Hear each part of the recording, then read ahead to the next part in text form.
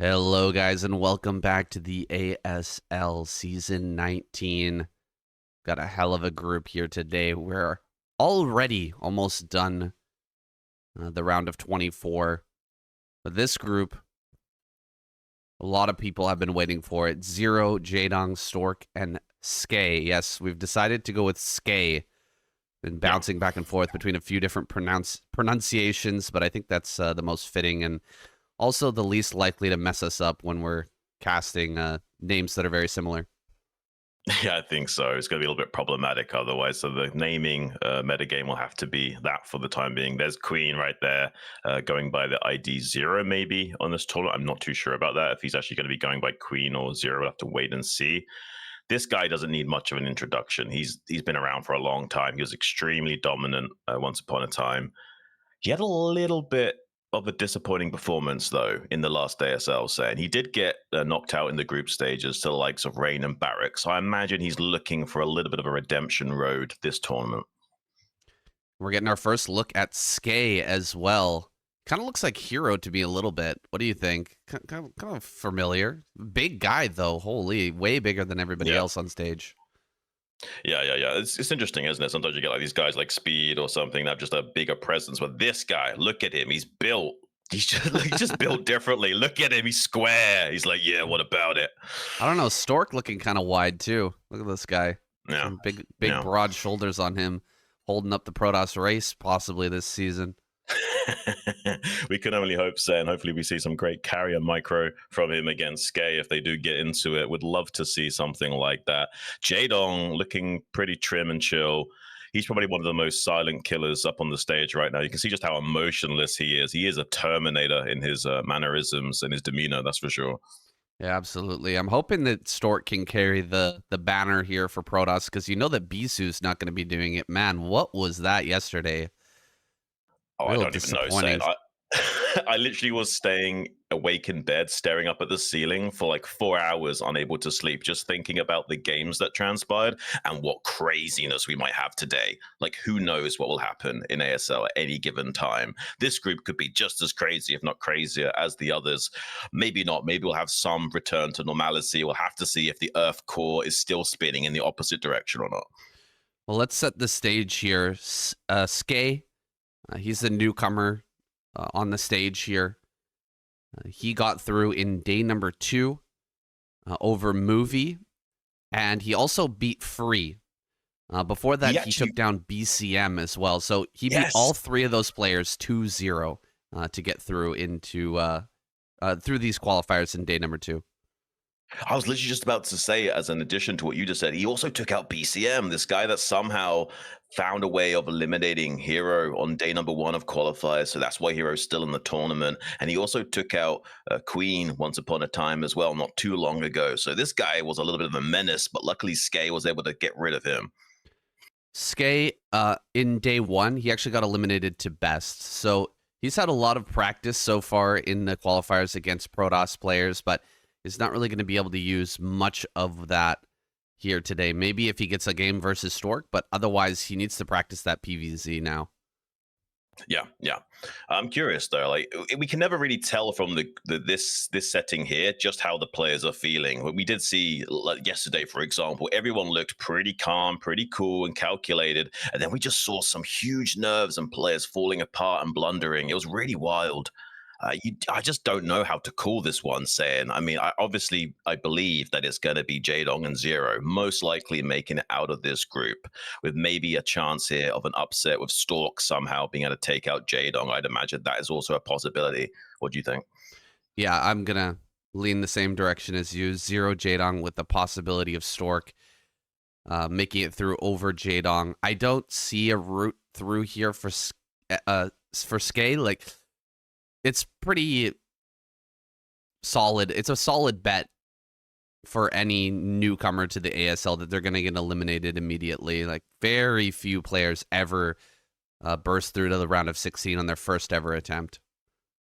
Right. I mean, he technically could be a Royal Roader. We don't want to completely count him out, but the reality is, guys, he's probably got like a 1% chance of even getting into the round of 8, much less any further than that.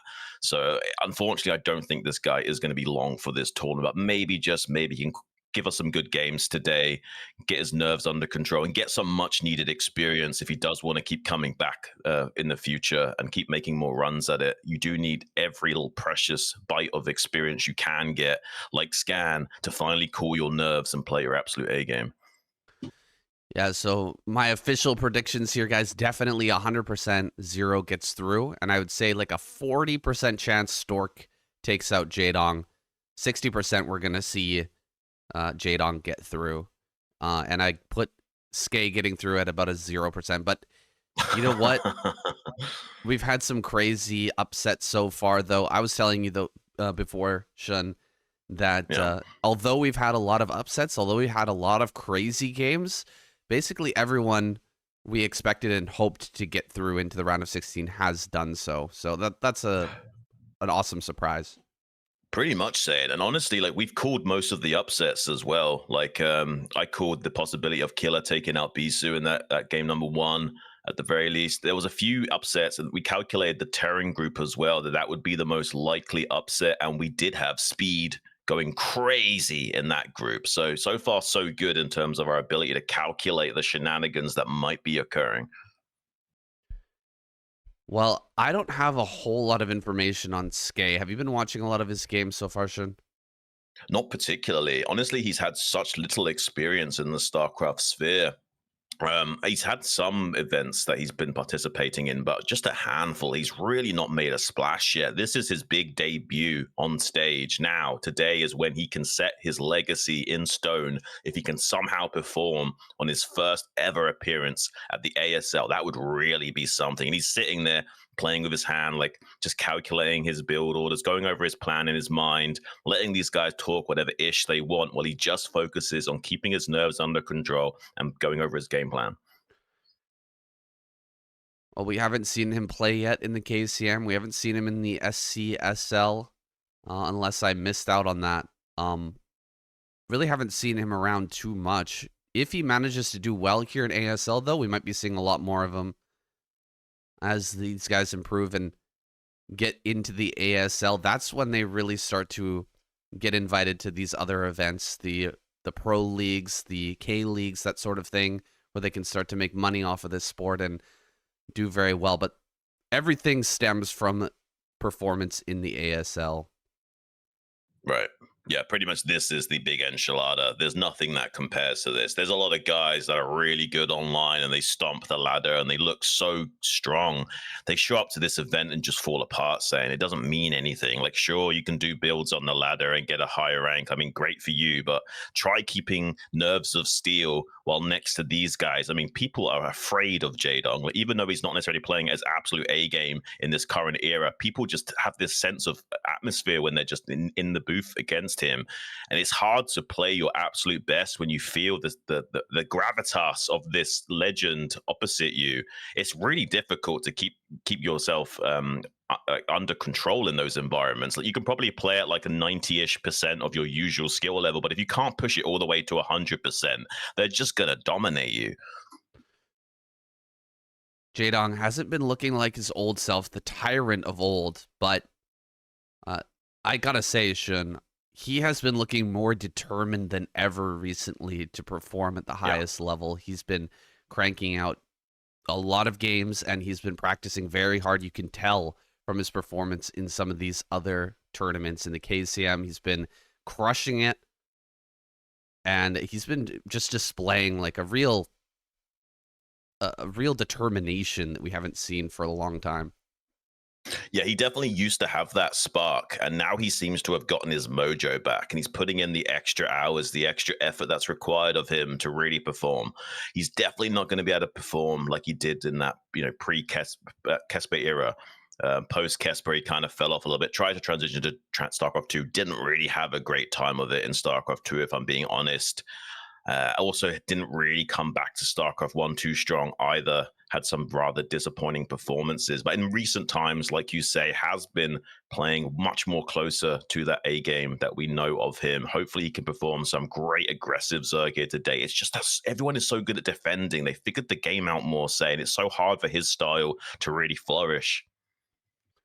Yeah, absolutely. And, determination is one thing, and Resolve is another, but results are what matters, and people aren't going to believe in the Tyrant until he really starts to bring those results here in the ASL. That's what he's looking to do now. No matter how much he's been practicing, things can always go wrong. Let's see if luck is on his side tonight, if all of his practice pays off. We're going to see some great games here out of Jaydong. Yeah, we just had some last words from the players there as they get ready to join us on stage for some crazy StarCraft action. If this group is anything like the other groups we've had thus far, we're in for a real treat, guys. Yeah, the groups so far have been so insane. There's been some real upsets, some real excitement. Last week, or not last week, yesterday was a bit of a clown show. Last week was just full of epic gameplay and everybody playing absolutely out of their minds. I hope we can get some really high quality StarCraft tonight as well. Yeah, me as well, saying I doubt we're going to have as much of a clown show as we did yesterday. Really weird stuff was occurring. It did seem like there was a glitch in the matrix or something, or the players' implants were just not firing correctly, and then neurons weren't able to activate. Who knows? There was definitely something in the air. That's all we can say. Maybe today these guys can play the absolute monstrous A game that we come to love and know so well. I'm feeling it, though. I'm feeling we're going to have some explosive action in this first game between Zero and Skey. I really want to see a dominant performance from Queen. Maybe he can show us why we used to fear him back in the day. He hasn't had the most strongest of showings in recent tournaments. Maybe this is his time to shine. You know, I wonder sometimes, Xun, how much of an effect the crowd plays on the mental aspect of these players and how they're able to perform, because I imagine there was a massive crowd last night coming out to watch Bisu, right? Yeah. Light and Bisu, really, really high quality players and have a lot of fans. A lot of people want to watch them. So maybe there was just such a massive crowd. These players got a little nervous. I just don't have any other way to explain it. Why were they playing so crazy? Why were there so many mistakes yesterday? Whereas Group A, B, and C, just killers. Everybody was a killer. Everyone was just crushing. Yeah. Everyone was playing at 100%. Last night, I barely felt like we got 50%. Well, I definitely think the atmosphere in that group was different. Bisu is has the biggest fan group out of all of these pros, and they are nuts. They're like the Swifties of the StarCraft world, all right? You don't want to get on their bad side, okay? So maybe there was a lot of pressure on Bisu to perform, and some of these other guys were a little bit disgruntled by just how many fans were packing in, trying to get autographs from Bisu afterwards. Who knows? There definitely was a different atmosphere in that last group, though, Sam. Yeah, not many players can bring out a crowd like Bisu. Maybe somebody like Terror, although he's not in the season. Some of those really big streamers. I imagine that in the seasons where Larva was out as well, he probably brought a pretty serious crowd. Those big streamers these days can bring out a lot of fans. I'm not sure how many people are going to be out here for Jaydong. He used to be such a crowd favorite, but I don't know if he still has that same luster.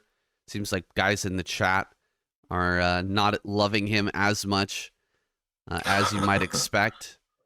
A lot of people are saying that he's washed out. I gotta say, guys, it's crazy, but Jaydong is really performing at a very high level again, and it really does seem like he's got that killer instinct, where he's got that drive back to perform at the highest tier and try to get an ASL victory. I don't know if he can do it. I don't know if he's too old or if his time is just past, but he's gonna give it his all. That's what we expect. Yeah. Well, meanwhile, we're going to be jumping into looking at some of these guys' stats. Queen over here, pretty impressive record, 56-ish% across the board. Very, very consistent results he's been able to achieve. He's going to have to perform today. Doesn't matter what happened in the past. Now is all that matters. The only thing that does matter is the infinite now. Past is depression. The future is anxiety. These guys need to hone their star sense and just enter the flow state and ignore everything and just let this universe become background noise. That's funny. SK's got a random BGM. Not really sure who this is. Korean song. I like Zero's choice of music a lot better. Don't Stop Me Now by Queen. That's a great classic. He's changed his name to Zero once again, but he's still a fan of Queen. Yeah. Yeah, I do like some of these players' music choice. It does kind of get you into their headspace a little bit. Some of these guys have a little bit more taste, a little bit more flavor than others.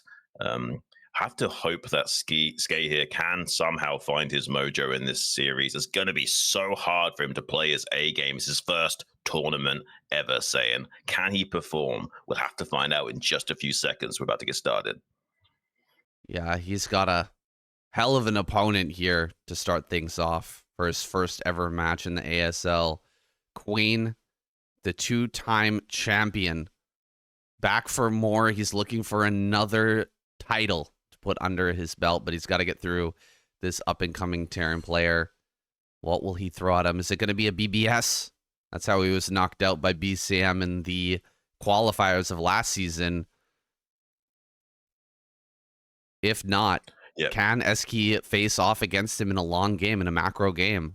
I have to find out. Yeah, I mean, we haven't really seen much TVZs from Skey, so I honestly don't know where he's going to stack up against the likes of Queen. Queen looks super comfortable and calm, though, just, you know, flexing himself, getting ready, getting comfortable, getting himself set up, make sure the universe is aligned to him for optimal performance. Skey looks a little bit more jittery, a little bit more on edge, still kind of focused and zoning on the screen. Oh, here we go, guys. This is going to be game number 1 on Eclipse between Queen and Skey. Let's get it on.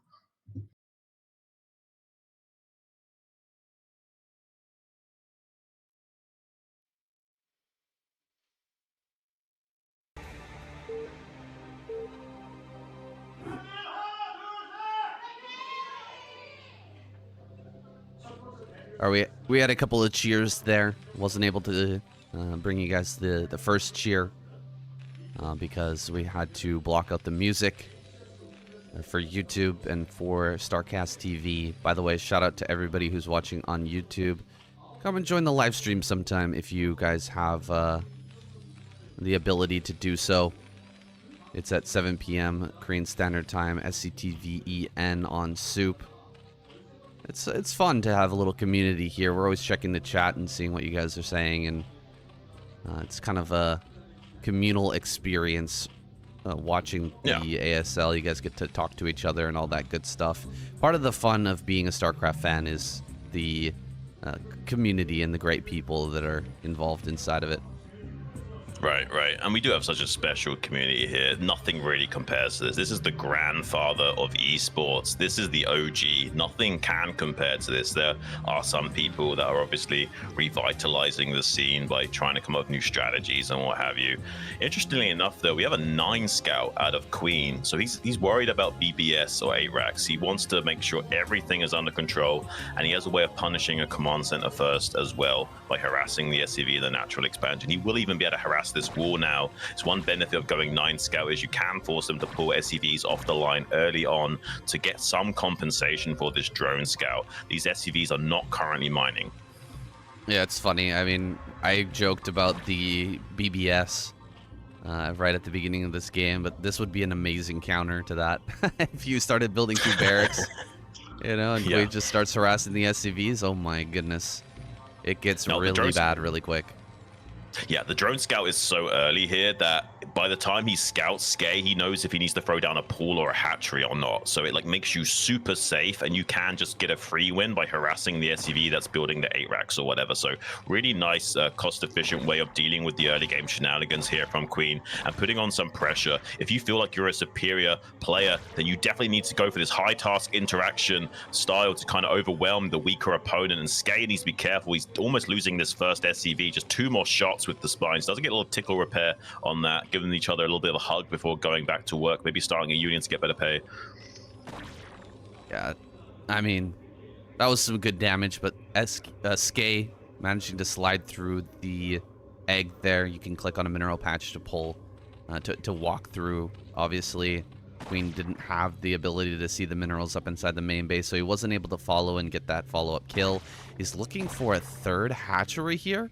Oh my goodness, 3 hatch before gas is pretty crazy from Queen, but it does work out nicely with this very early scout. He really knows what's going on, and he knows he can get away with this.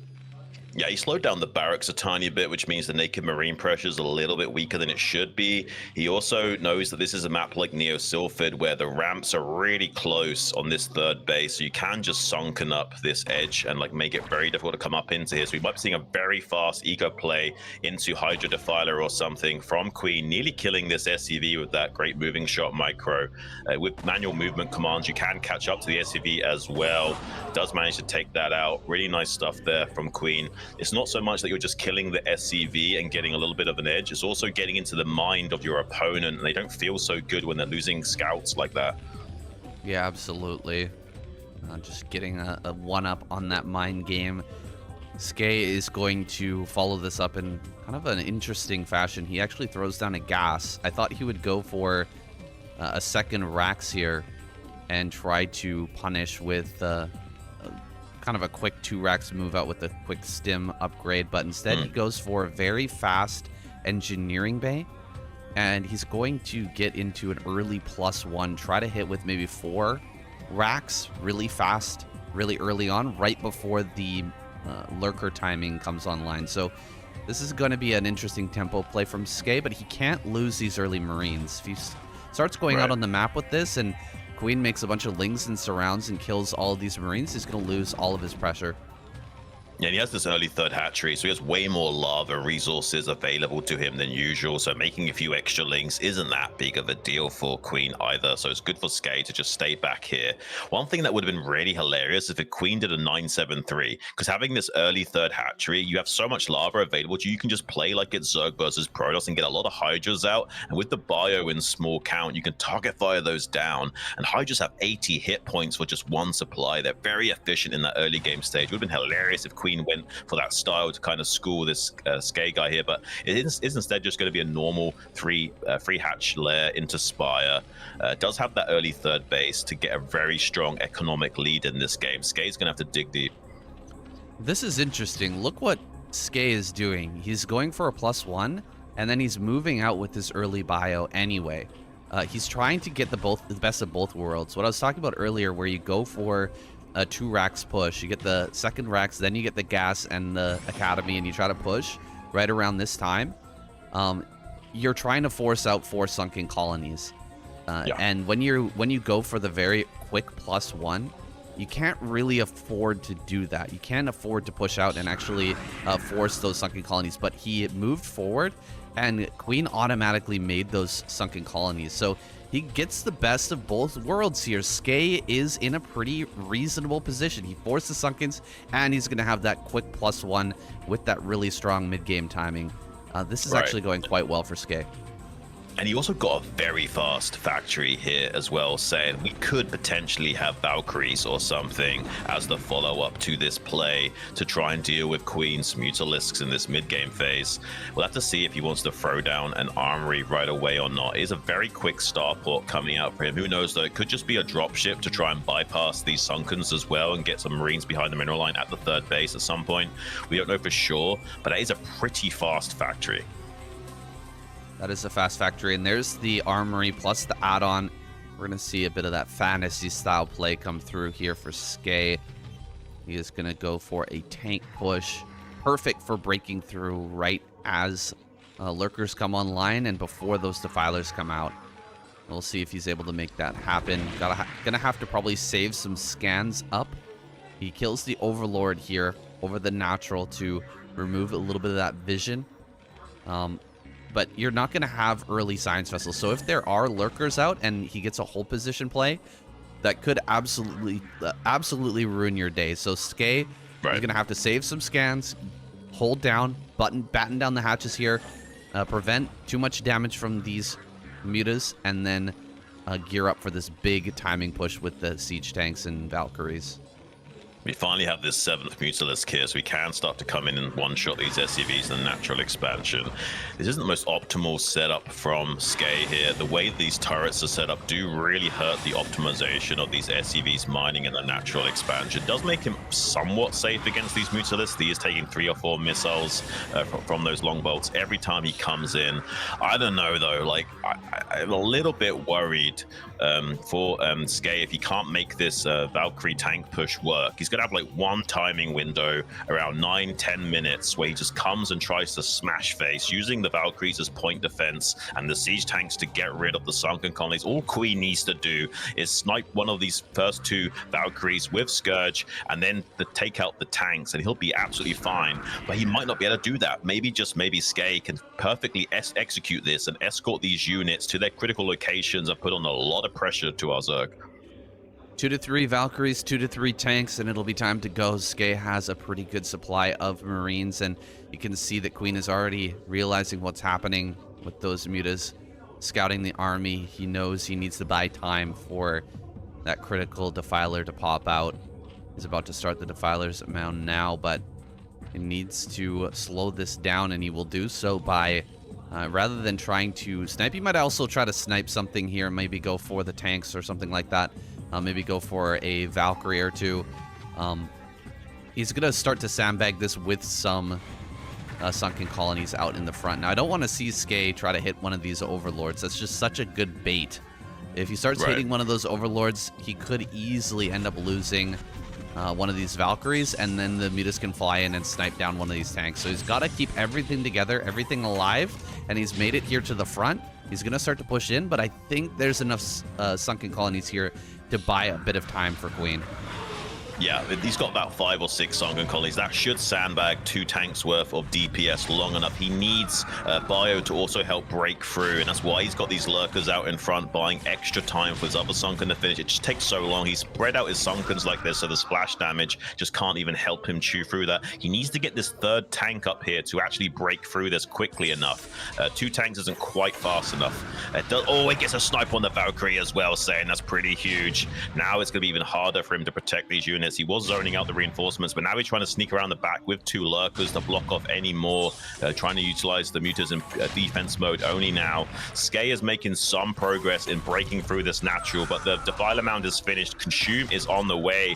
It's going to be a few precious seconds until that upgrade's ready. He does get us around on these containing 2 lurkers, trying to prevent any reinforcements getting up here, so he does clear up the path, but he's not making any progress in the natural anymore. Queen is holding on. Queen is holding on, and he even got a kill on one of these tanks with a sunken colony that finished up in range. That's a little bit unlucky there for Skey. He's going to try and change his attention over to this 3rd base, see if he can break through this position in time. Oh, look at this Guardian play from Queen. Going to bring out the Guardians to try and help out. He just needs to hold this off. That's all he needs to do right now. He's got the 3 gases. He just needs to survive this attempt from Skey. Skey is not growing right now. He's kind of devoting everything to this attack, and if it doesn't work out, he's probably just going to fall apart. Yeah, here we go. Bringing the Guardians forward now. The tanks are going to start to be gunned down, and really nothing that Skey can do about it. He will fall back, and Defilers are out now. Queen can get into full Hydralisk Defiler mode. Yeah. Consume is basically finished now. He will be fully stabilized and can go crazy on the Hydralisk production if he so chooses. Hydralisk Defiler is the style that was kind of invented on this map in particular. People just had a hard time playing straight up Zerg versus Terrans, but they figured out that, hang on a minute, I can be super cost efficient by just making a Hydralisk based army in that late game stage and get lots of plagues and dark swarms to help make the cost efficient trades that I need to win the attrition style warfare that Terran like to wage on this map. We see a triple factory transition coming out from Skey. He knows that he's in for the long haul. He needs to make a lot of tanks. If he can somehow get up to like 2 control groups worth of tanks, it won't matter that there's loads of dark swarm everywhere. He can still just kill everything under it. So that's going to be his win condition, is making as many tanks as possible while expanding.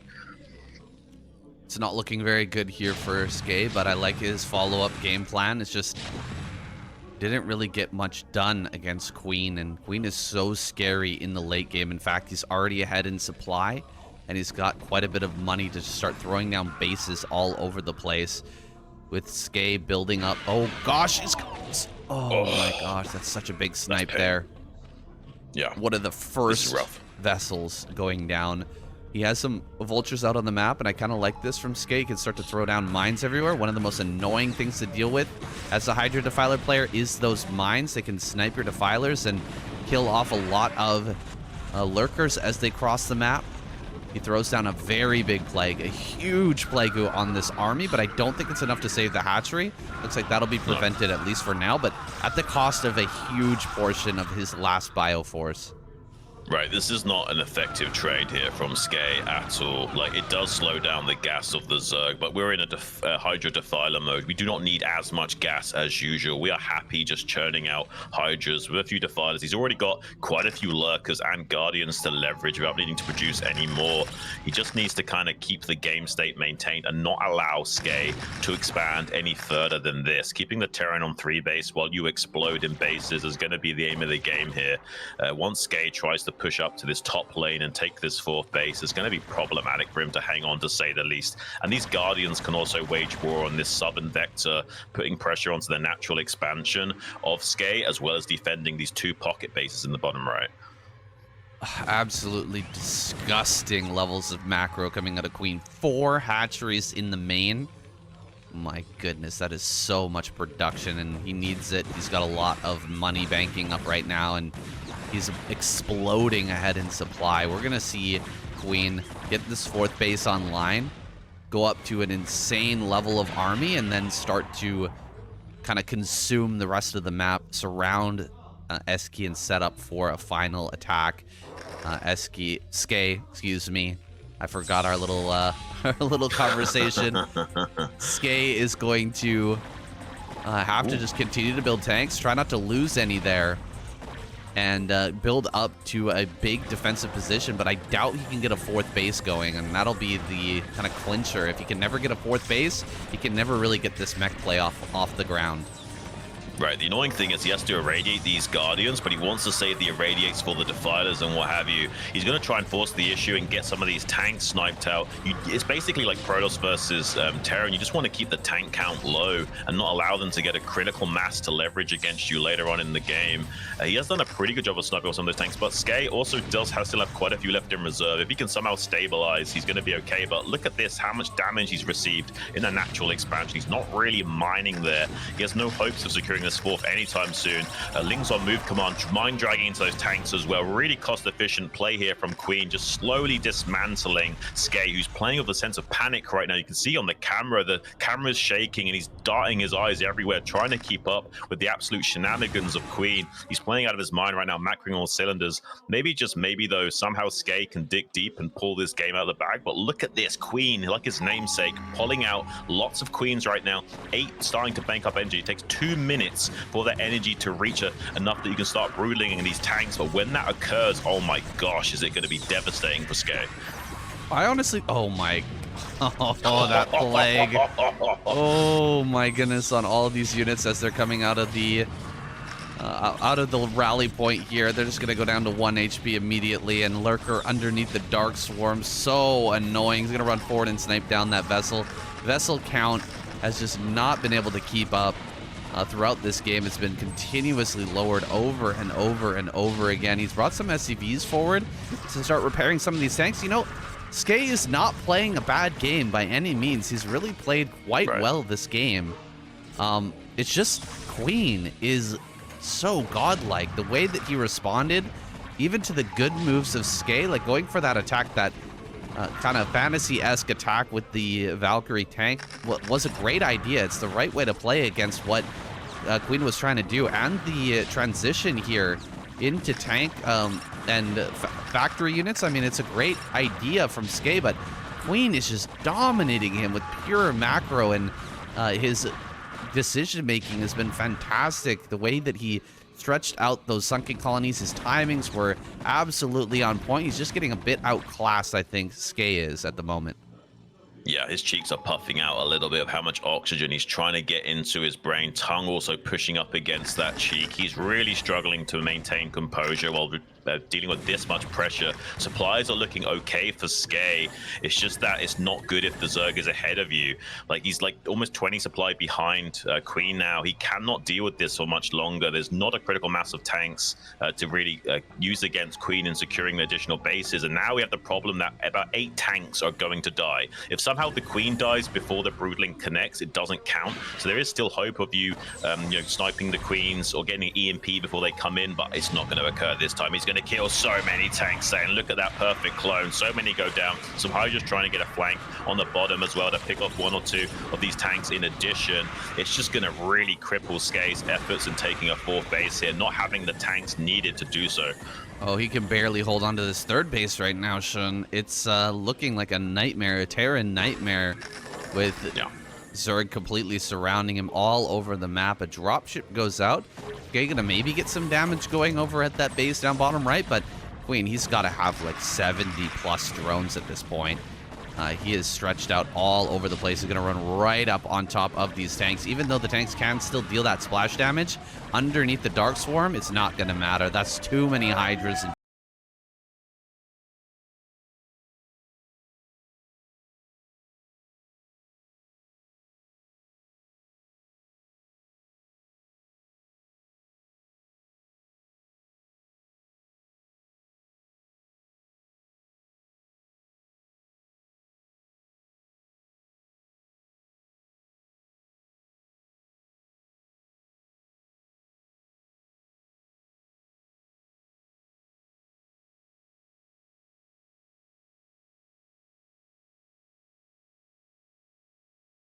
Like, if you can't handle those little razor-thin timing windows to wait for your tech to transition into, like, getting that consume upgrade, that's why we saw the Guardians. He knew that the Defiler would not be ready in time, so he has to compensate. It's either going to be Queens with Ensnare against Bio, or if it's going to be a tank push, then Guardians are a great choice too.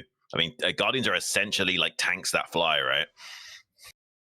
Pretty much, and the Valkyries are there to try and stop that from being a factor, but in those kind of sticky situations as the Terran players pushing through your natural, they can be a godsend, just barely buying you enough time.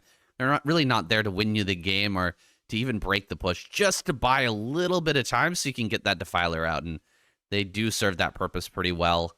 We're going to be jumping into Jaydong versus Stork next. That's going to be a fun match, guys. This is the one that we were considering. Like, obviously, we expected Queen to beat Skey here, but Jaydong versus Stork, this is, I think, a 60-40 match for me. 40 going to Stork and 60 going to Jaydong. I mean, these guys, the rivalry between these two is a tale as old as time. They've played against each other so many times in the OSL, the World Cyber Games. They know each other throughout. There's no secrets between these two gamers. So we might have a really special game on our hands, even if, say, we would usually favor one of them over the other. Because they're so familiar with each other's styles, we might be seeing a very interesting game being navigated by these two absolute gamers. Yeah, this is a historical match here. That's for sure. These guys have been going at it for years and years, and they've met so many countless times in different tournaments.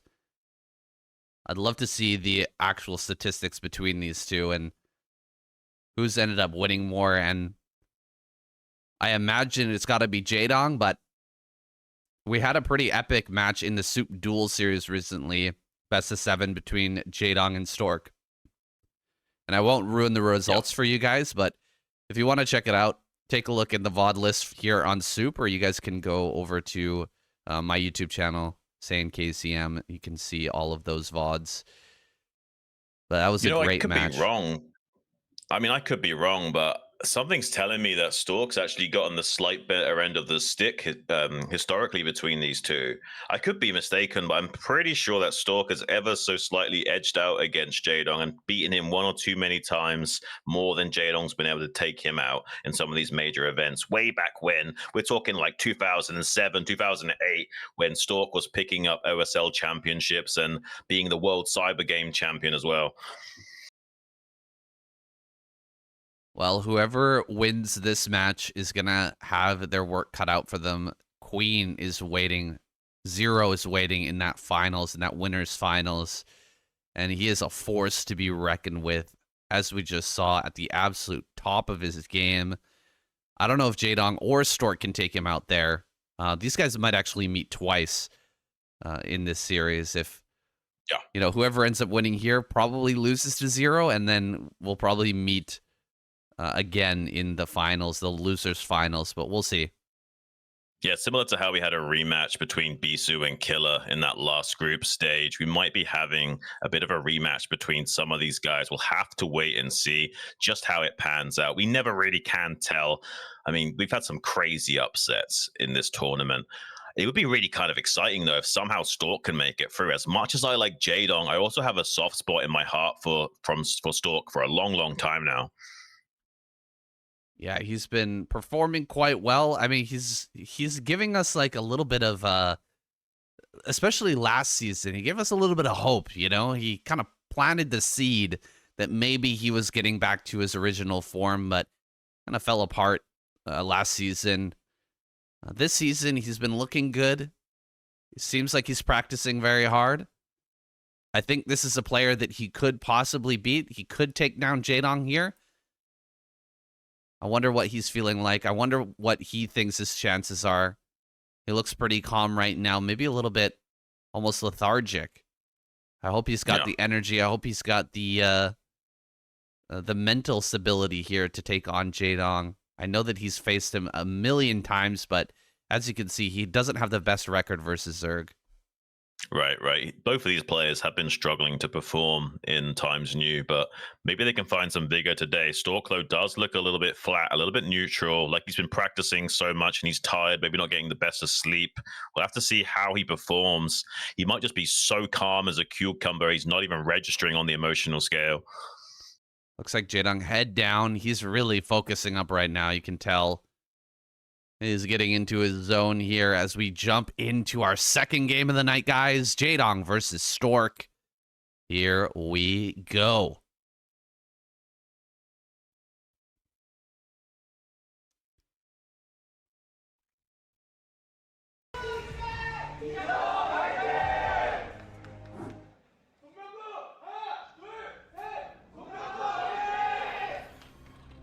A matchup that stood the test of time, Jaydong versus Stork. Since 2007, 2008, 2009, these guys have been at each other's throats in many different tournaments. Even met each other in the finals of a WCG long time ago, and here they are once again. Brood War truly never dies, Xun. It just lives on and on. It really does, say, and it's kind of amazing. I don't think we're ever going to get a game like this again. I think this is it. This is the game that's going to hopefully stand the test of time, and we'll all be thinking about this, playing this in the decades to come. Even when there's such fancy games that it's like basically living in a different reality, there'll be still some people going back to this retro game because it just won't compare. Like, how can you find a game that's ever going to be able to capture lightning in a bottle like this? I think that's one of the things that really brings in the players to the game as well, is like a game that has this much history. If you manage to win, if you manage to, you know, take an ASL championship, people are going to still be talking about it, you know, 10, 15 years in the future. It's not like another game, a different game where you don't have that legacy and, you know, it's just going to run out of fashion and people are going to start playing something else and your title is just not going to matter in 5 years. This is a game that lasts forever.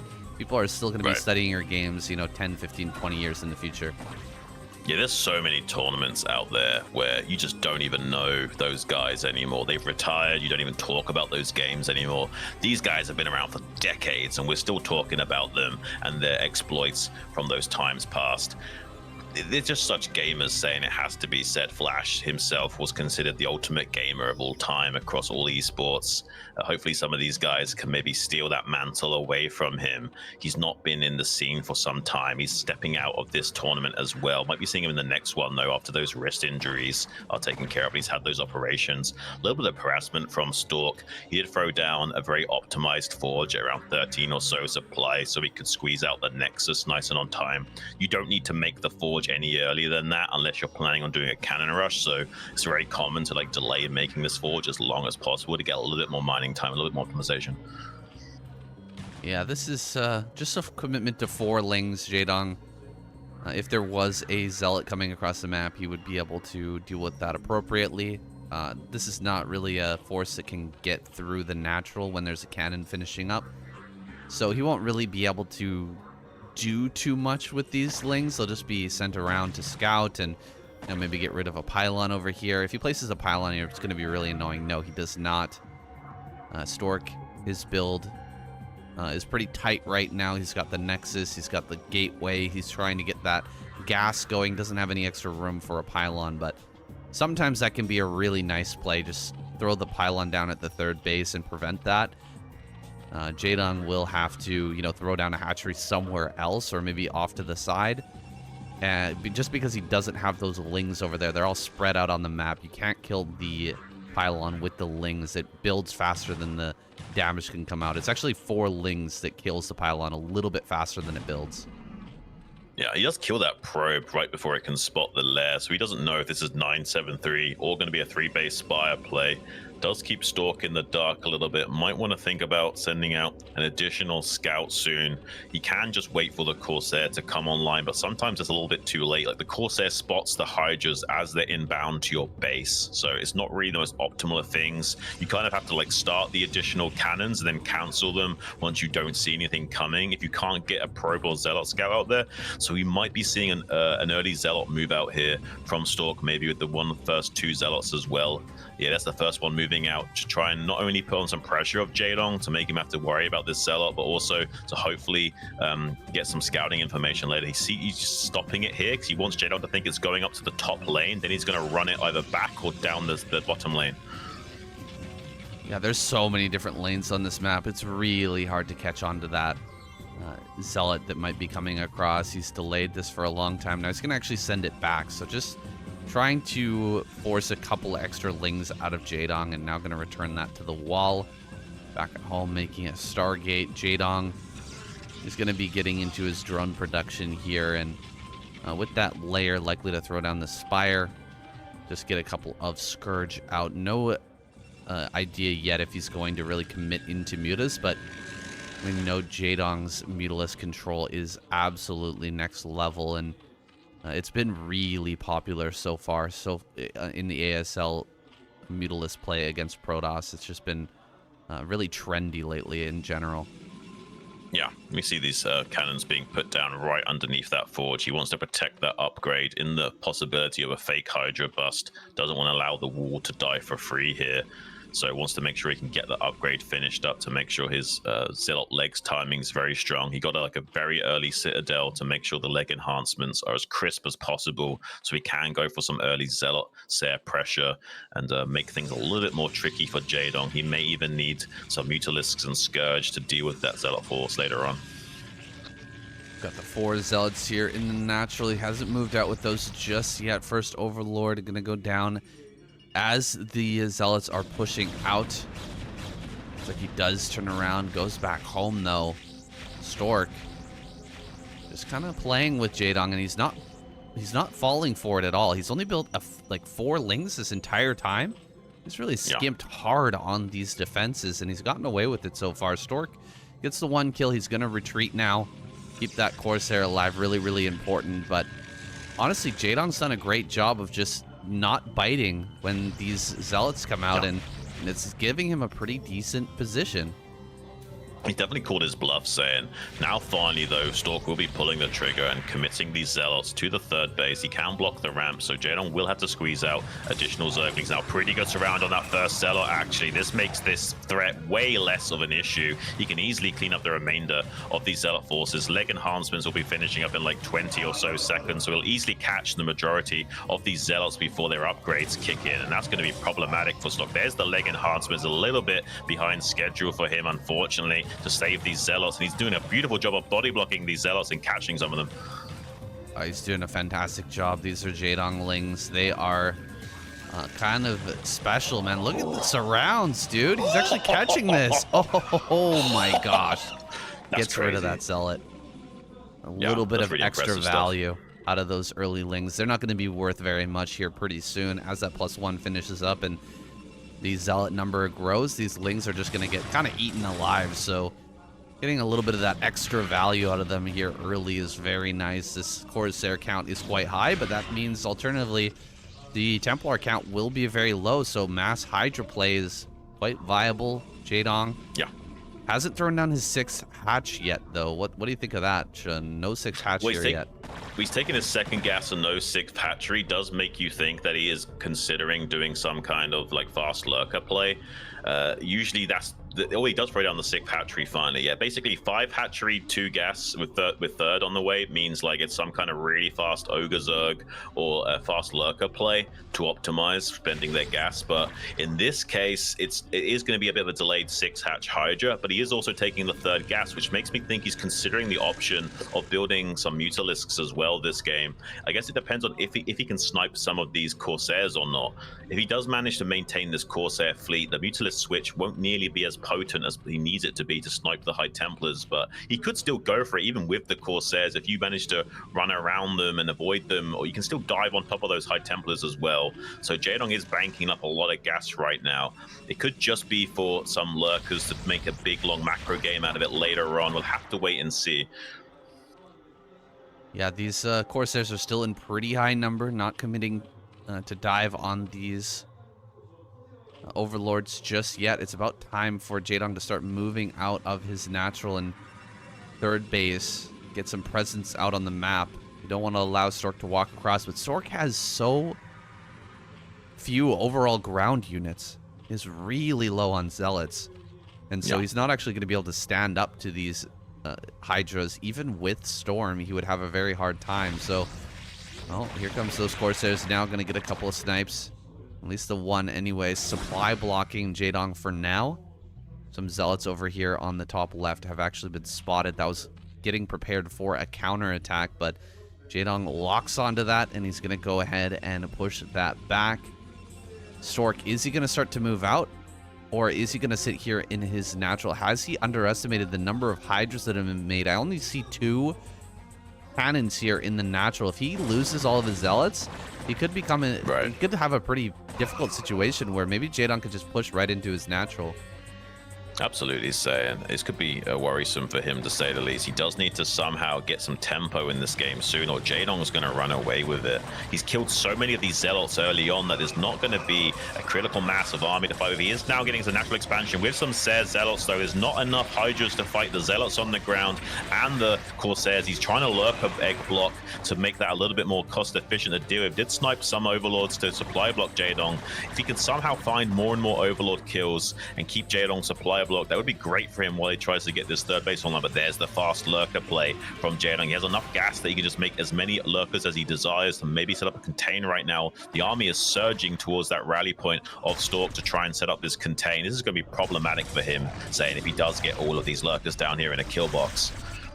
Yeah, these Zealots are going to slip out on the map, and so they can start to counterattack into some of these bases. But back at home, Jaydong is sealed up tight. He's got lurkers here in the wall, and so diving on top of that with Zealots, it becomes completely untenable. The amount of splash damage you're going to have to deal with is insane. Great lurker block on that ramp.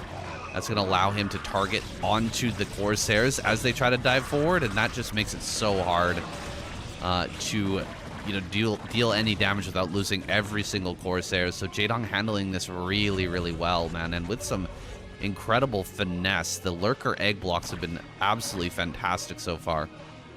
Yeah, Stork has to allocate all of his resources into breaking out. He does have a probe at this 3rd base, but he needs to put every single drop of resources into doing it. That's a pretty good stop on the eggs. If you can double up on that and stop those lurkers morphing in, that would be pretty huge. There's enough Zealots out on the map that he's catching some of these Hydras in transit. It's pretty good storms here on the main front as well, but not enough Dragoons to get out. Jaydong's doing a pretty good job of whittling down that Dragoon count over and over again. Like Siege Tanks and Terran vs. Pearls, if you don't have enough Dragoons, you're going to have a bad time in breaking out of this natural expansion. Is killing a lot of Hydras, but at the cost of a lot of Dragoons. So Jaydong can keep rallying down more and more forces here. But Stork is desperate in breaking out. If somehow he can stop this contain from being set up, Jaydong will have to allow this 3rd base to also go up, which is very Stork favored if he can get the 3rd base up undeterred. But I don't know how he's going to both deal with the Zerg threat that's coming his way, because there's a big flank coming in from the left as well. He's kind of baiting Stork up onto this low lower lane, while now pushing into the natural expansion to see if he can snipe some High Templars. Will be now getting out of the way with those Hydras to not lose anything for free here. Jaydong needs to be so careful. Finally, this sleeping Dark Templar who's been there for minutes is finally going to activate and get into natural expansion at the perfect time. There's nothing there to stop it. If Jaydong is distracted, this could do a lot of damage. Oh my gosh, and those storms at the natural were absolutely insane. He sees it. Dark Templar in the main base. Thought that was going to get a lot more kills, but it ends up getting about 3 or 4. That DT is going to draw a bunch of the army back and back at home. Jaydong, he's going to get a big push at his front door here in just a few moments. And I'm not sure if he can stop it, man. He's only got a couple lurkers.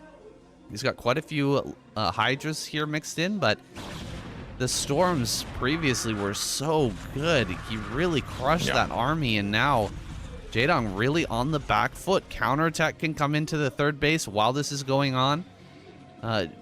Really, the ball is in Stork's court. He can go and just start harassing, start, you know, building some shuttles here, start to drop some Templar if he wants to.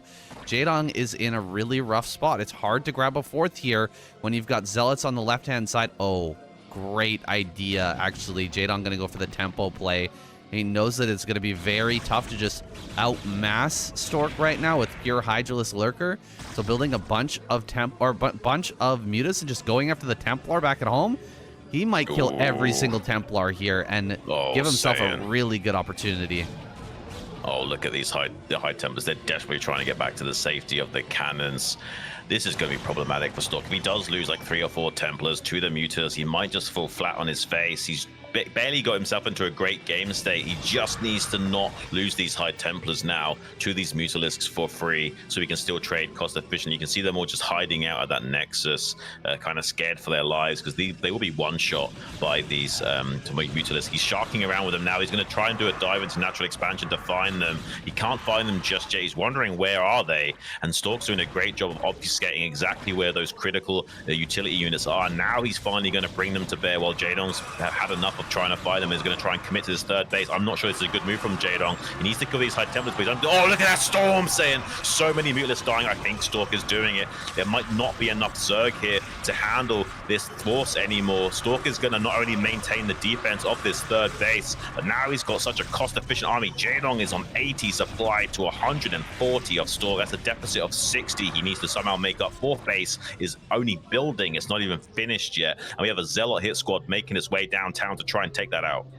Oh my gosh, and that attack just did not go Jaydong's way. Diving in on those observers was a good idea in theory, but he just kind of sat on top of them, and the storm right on top of his own observers. Actually, you often see, oh gosh, he loses his fourth base as well. That's so rough. You often see Protoss players mistakenly storm their own observers, and it's like kind of like one of those self-owns where you just self-own, yeah, you just kind of ruin your own chances by killing your own observer. But there, it did so well. It killed so many mutas. It was actually worth it, and there weren't enough lurkers to follow it up because he made so many mutas. He didn't have the lurker number to kind of capitalize on that. Really not working out in Jaydong's favor. Stork doing a great job of hiding his Templar throughout this game.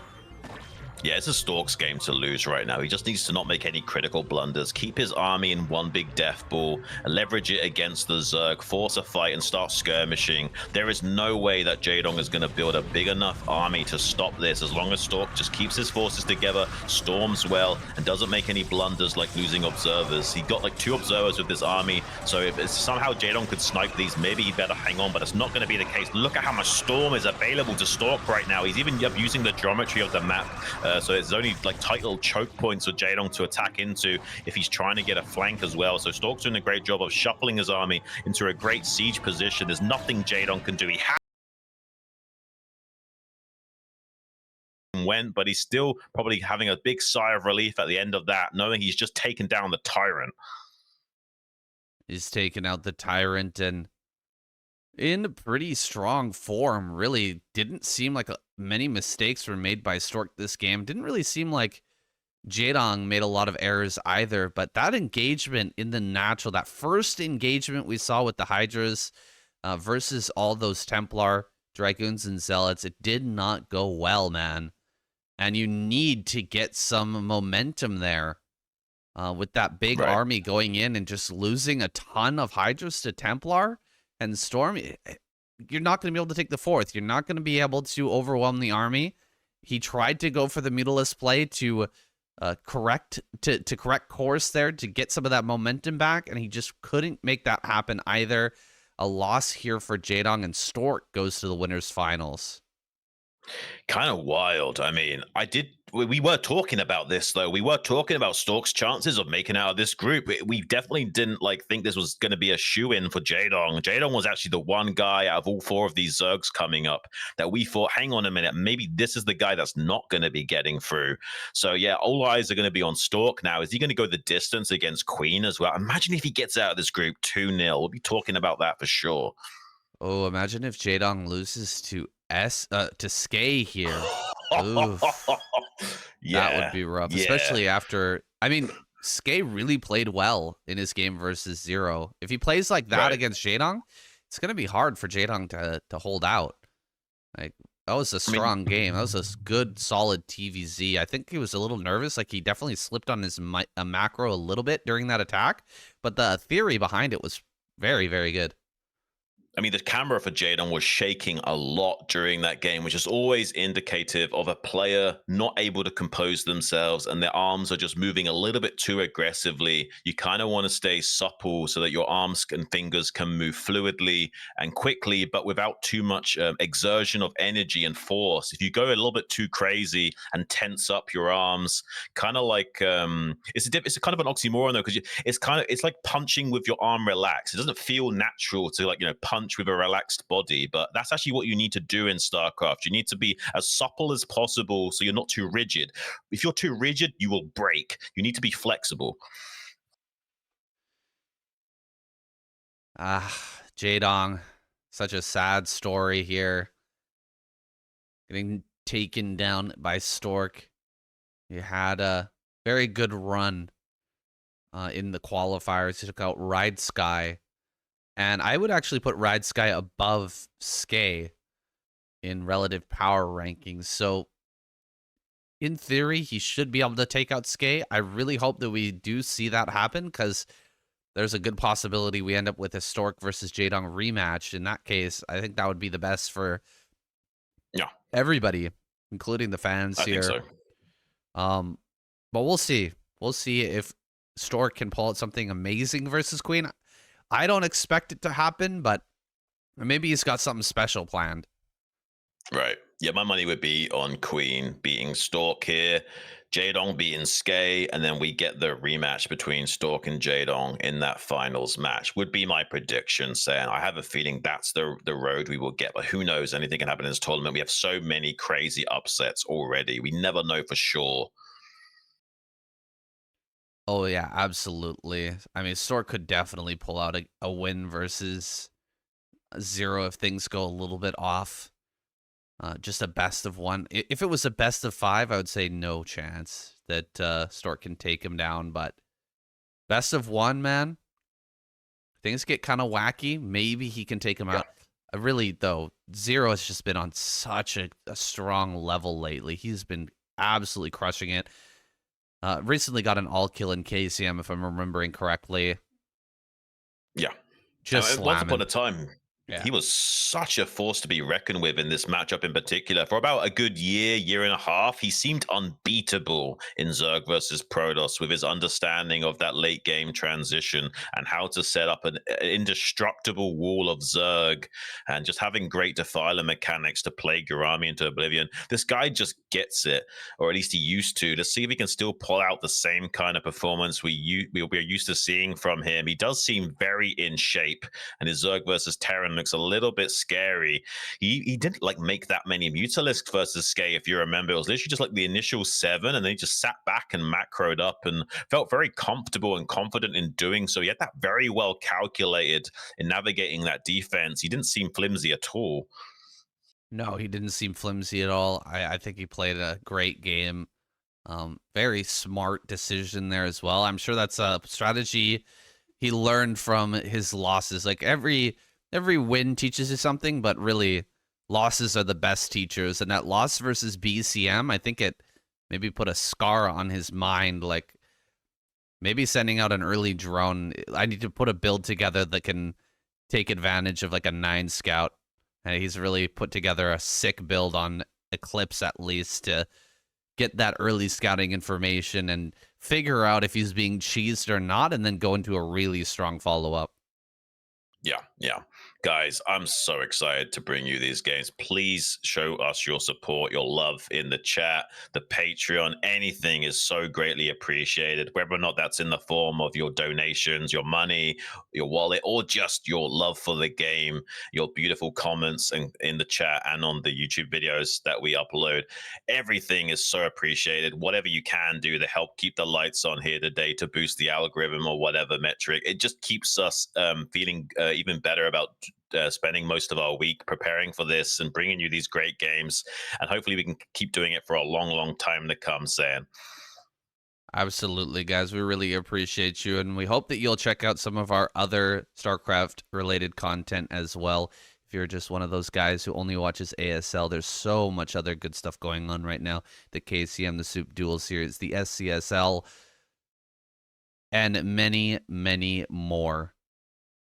But for now, guys, we've got Queen versus Stork. I wonder if Queen was expecting, or Zero was expecting Stork to make it through.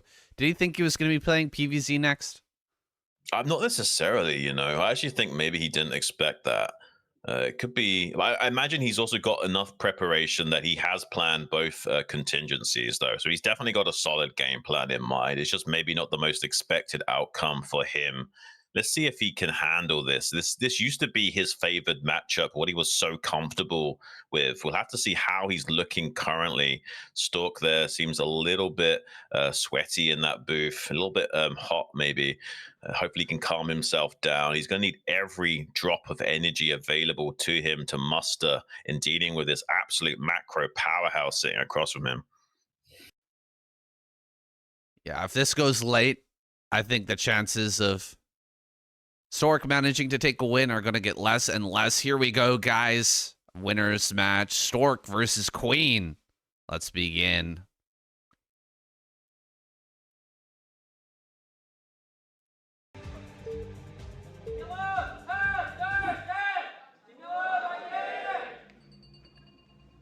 Here they are on cross map. Queen bottom right and Stork top left. Looking focused. 600 APM. Hell yeah. Who said this guy was slow? Yeah, he's trying to like boost up his fingers to maximum capacity right now. Make sure he can play as fluidly as possible for the remainder of the match. We're going to be having Metropolis here with Crossbones. Might be seeing a super interesting late game scenario where some Doom drops may even be occurring. You never know. This is a big, massive boot-shaped main base where you can get a lot of drop potential. Even maybe some cheese shenanigans of doing a fast little lurker drop where the Overlords don't even have speed upgrade. They're just going to try and shimmy the lurkers into the main base. You never know what you might see. We had a build like that coming out from Calm. Though from Queen, I imagine he's so confident in his straight up game that he's not going to be doing anything too cheesy here besides maybe a potential Hydra Bust. No, I'm going to be watching Queen really closely here as a fellow Zerg player and a fan of this amazing and stylish Zerg spawning in the bottom right. This guy knows how it's done, man. Love to watch his games, and to learn from him is a real treat. Oh, by the way, saying we missed a sign yesterday. There was a guy in the crowd who had a massive like Bisu sign in block capitals, but above that in small letters was "We're here" saying. Really? Oh my goodness, I missed out. I'll have to go back and watch that. About 45 minutes into the cast, roughly. I think someone made a comment about it with a timestamp. I'm going to check that out. Shout out to you, guy in the audience, and you guys out there who are watching right now on the live stream. You got to get out to the live event in Korea at some point. Make it a bucket list goal. Got to get out there and see it live. It's a real special experience for sure, and even if it's a once in a lifetime thing, you got to make it happen. Right, if you have the time and money to do that, guys, please do it for all of our sakes. There's so many people that would love to do that, but just can't. So please, on their behalf, go and, you know, have that experience, and hopefully you can share that in some kind of shared hallucination dream or something for these other guys that just can't make it, because honestly, that is a real treat. And like you say, a bucket list item, to say the least. We do have an overpull opening from Queen and a very standard forge timing from Stork. So yeah, both players lining up to play an absolute normal macro game here. Nothing too crazy thus far. We could be seeing that 973 eventually, of course, but I imagine even if we do, it'll just be a fake 973 into transition. Drone escorting the probe out of the third base. Doesn't want to get blocked here, and we'll get that third hatchery on the way at 14. See if he makes any more lings here. He's got 2 more for the ramp at least. So planning to block Stork out of this main base, and it's very easy to do on this map, by the way. The ramp is so small with that little mineral patch.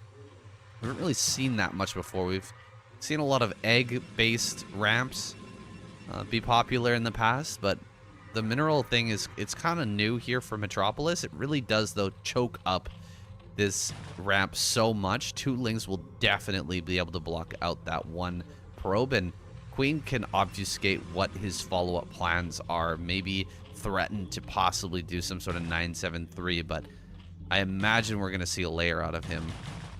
Right. The reason why he had his Zerglings further back at the top of the ramp was so the probe wouldn't glitch out and trying to go up the ramp. So we had a higher chance of surrounding that and killing that. Unfortunately, not able to do so, though. Keeping that probe scout alive would be pretty huge for Stork if he can somehow get around these Zerglings and confirm what exactly is going on. But I imagine Queen's APM will be good enough that he'll start getting some movement commands on this probe to try and finally deal with that. And one thing I like about this mineral block on the ramp is much different than the eggs, because the eggs you can use your units to kill. Here you have to commit workers to actually get rid of that. Oh, he just barely gets that probe kill before it gets into the main base and spots the lair. So this could be a 973 as far as Stork's concerned. He has to take it seriously. Looks like Overlord in a very nice spot here. Gonna see this Zealot making its way in. We'll be able to block that out with his first few lings. Zealot gonna retreat over to the top right. Still has no idea what's coming here. He wasn't able to see even the drone count at the third base, which might give him a little bit of information. He's completely in the dark at the moment and hasn't even sent out another probe. He's just gonna be relying on this Corsair and hoping that it's not a 973. Let's see if he starts another cannon or two as kind of like those backup cannons. Like start the cannon and then go scout and see if we've got those Hydras coming across the map. Then he can cancel. Did Queen actually start the Spire? He had a drone down there, but not the minerals. I don't think he actually put down the Spire yet. What is he doing? Did he? Oh yeah, he did make the Spire. Yeah, I think he didn't have enough minerals to make it initially because of the probe scout shenanigans. He wasn't very mineral optimized. So he had to put down that Spire a little bit later than usual, which might mean that this Corsair is able to get an Overlord kill before the Scourge are out in time. If you can hide your Overlords, though, you can usually still keep that from occurring. That's why we see like the Overlords like hiding on the edge of the map. We got 1 in the top right and 2 at the very bottom south middle of the map near the 6 o'clock. So Queen's doing a good job of hiding those Overlords so that even though the Scourge won't be out in time, he shouldn't still be supply blocked. He actually needs to make an Overlord right now, so an Overlord will be popping out here in a moment. And then those Scourge are going to start. There's that Overlord, it pops. But if the Corsair starts to hit the Overlord after the Scourge begin in the egg, you should be able to actually kill the Corsair before the Overlord dies. It's pretty close here. Oh, he didn't build any Scourge there. Okay, he built them over at the natural. Looks like he's going to possibly catch this. A bit of cat and mouse now as these two try to simultaneously evade and catch on to the Corsair. Looks like he's going for an intercept course. Can he actually get this big hit there by Queen? Really nicely played. Building an extra pair of Scourge over at that third base and maneuvering it into position. That's why he built the Scourge in the natural as well, to try and box in that Corsair. He knew the Overlord was going to die either way, at least with a moving flick shot. So better to build the Scourge on the outside of that Corsair and try and catch it on the escape vector. Also has a pair of Scourge camping around the Stargate, so Stork does need to build this cannon to kind of keep that zoned out so we can continue his Corsair production. Has got some Zealots moving it onto the map now, trying to force some Sunkens and Zerglings in defense to make sure that the drone count of Queen is as little as possible. Leg enhancement's finally kicking. He's getting his natural advantage. There's nothing to body block here. He's actually going to get on top of this Sunken right away. That Sunken is going to die so quickly, and now he can use the SimCity against the Zerg and kill these Zerglings very cost efficiently. He has the drone drill here to defend against this, which also is great for Storks. Now we can start targeting down these drones. There are some Mutalisks out, but the Glaives take such a long time to kill these Zealots. They have 100 health and 60 shields with 1 armor. The 9 damage of those Mutalisks do not do enough to kill these quickly, so he's getting a lot of damage to Queen. Oh my gosh, we've all been in a situation like this. Every Zerg player knows this feeling of chasing around Zealots in each of your bases and dragging your drones all over the place, trying to evade the Zealots and their damage. He's losing drones everywhere. He's losing buildings. He's taking a huge amount of damage, and Stork is hiding some Zealots around inside the main. He hasn't killed the Spire or anything like that, but he's dealt just enormous amounts of harassment damage here, and he's going to have a great opportunity to follow this up with a mid-game timing that's going to be very hard to stop. Yeah, this is one of the best case scenarios for Stork here. We do have the 6-hatch Hydra set up from Queen, but it's going to be some time until he has that critical mass that he can work with. Like, look at this. He's only just barely getting his natural resaturated.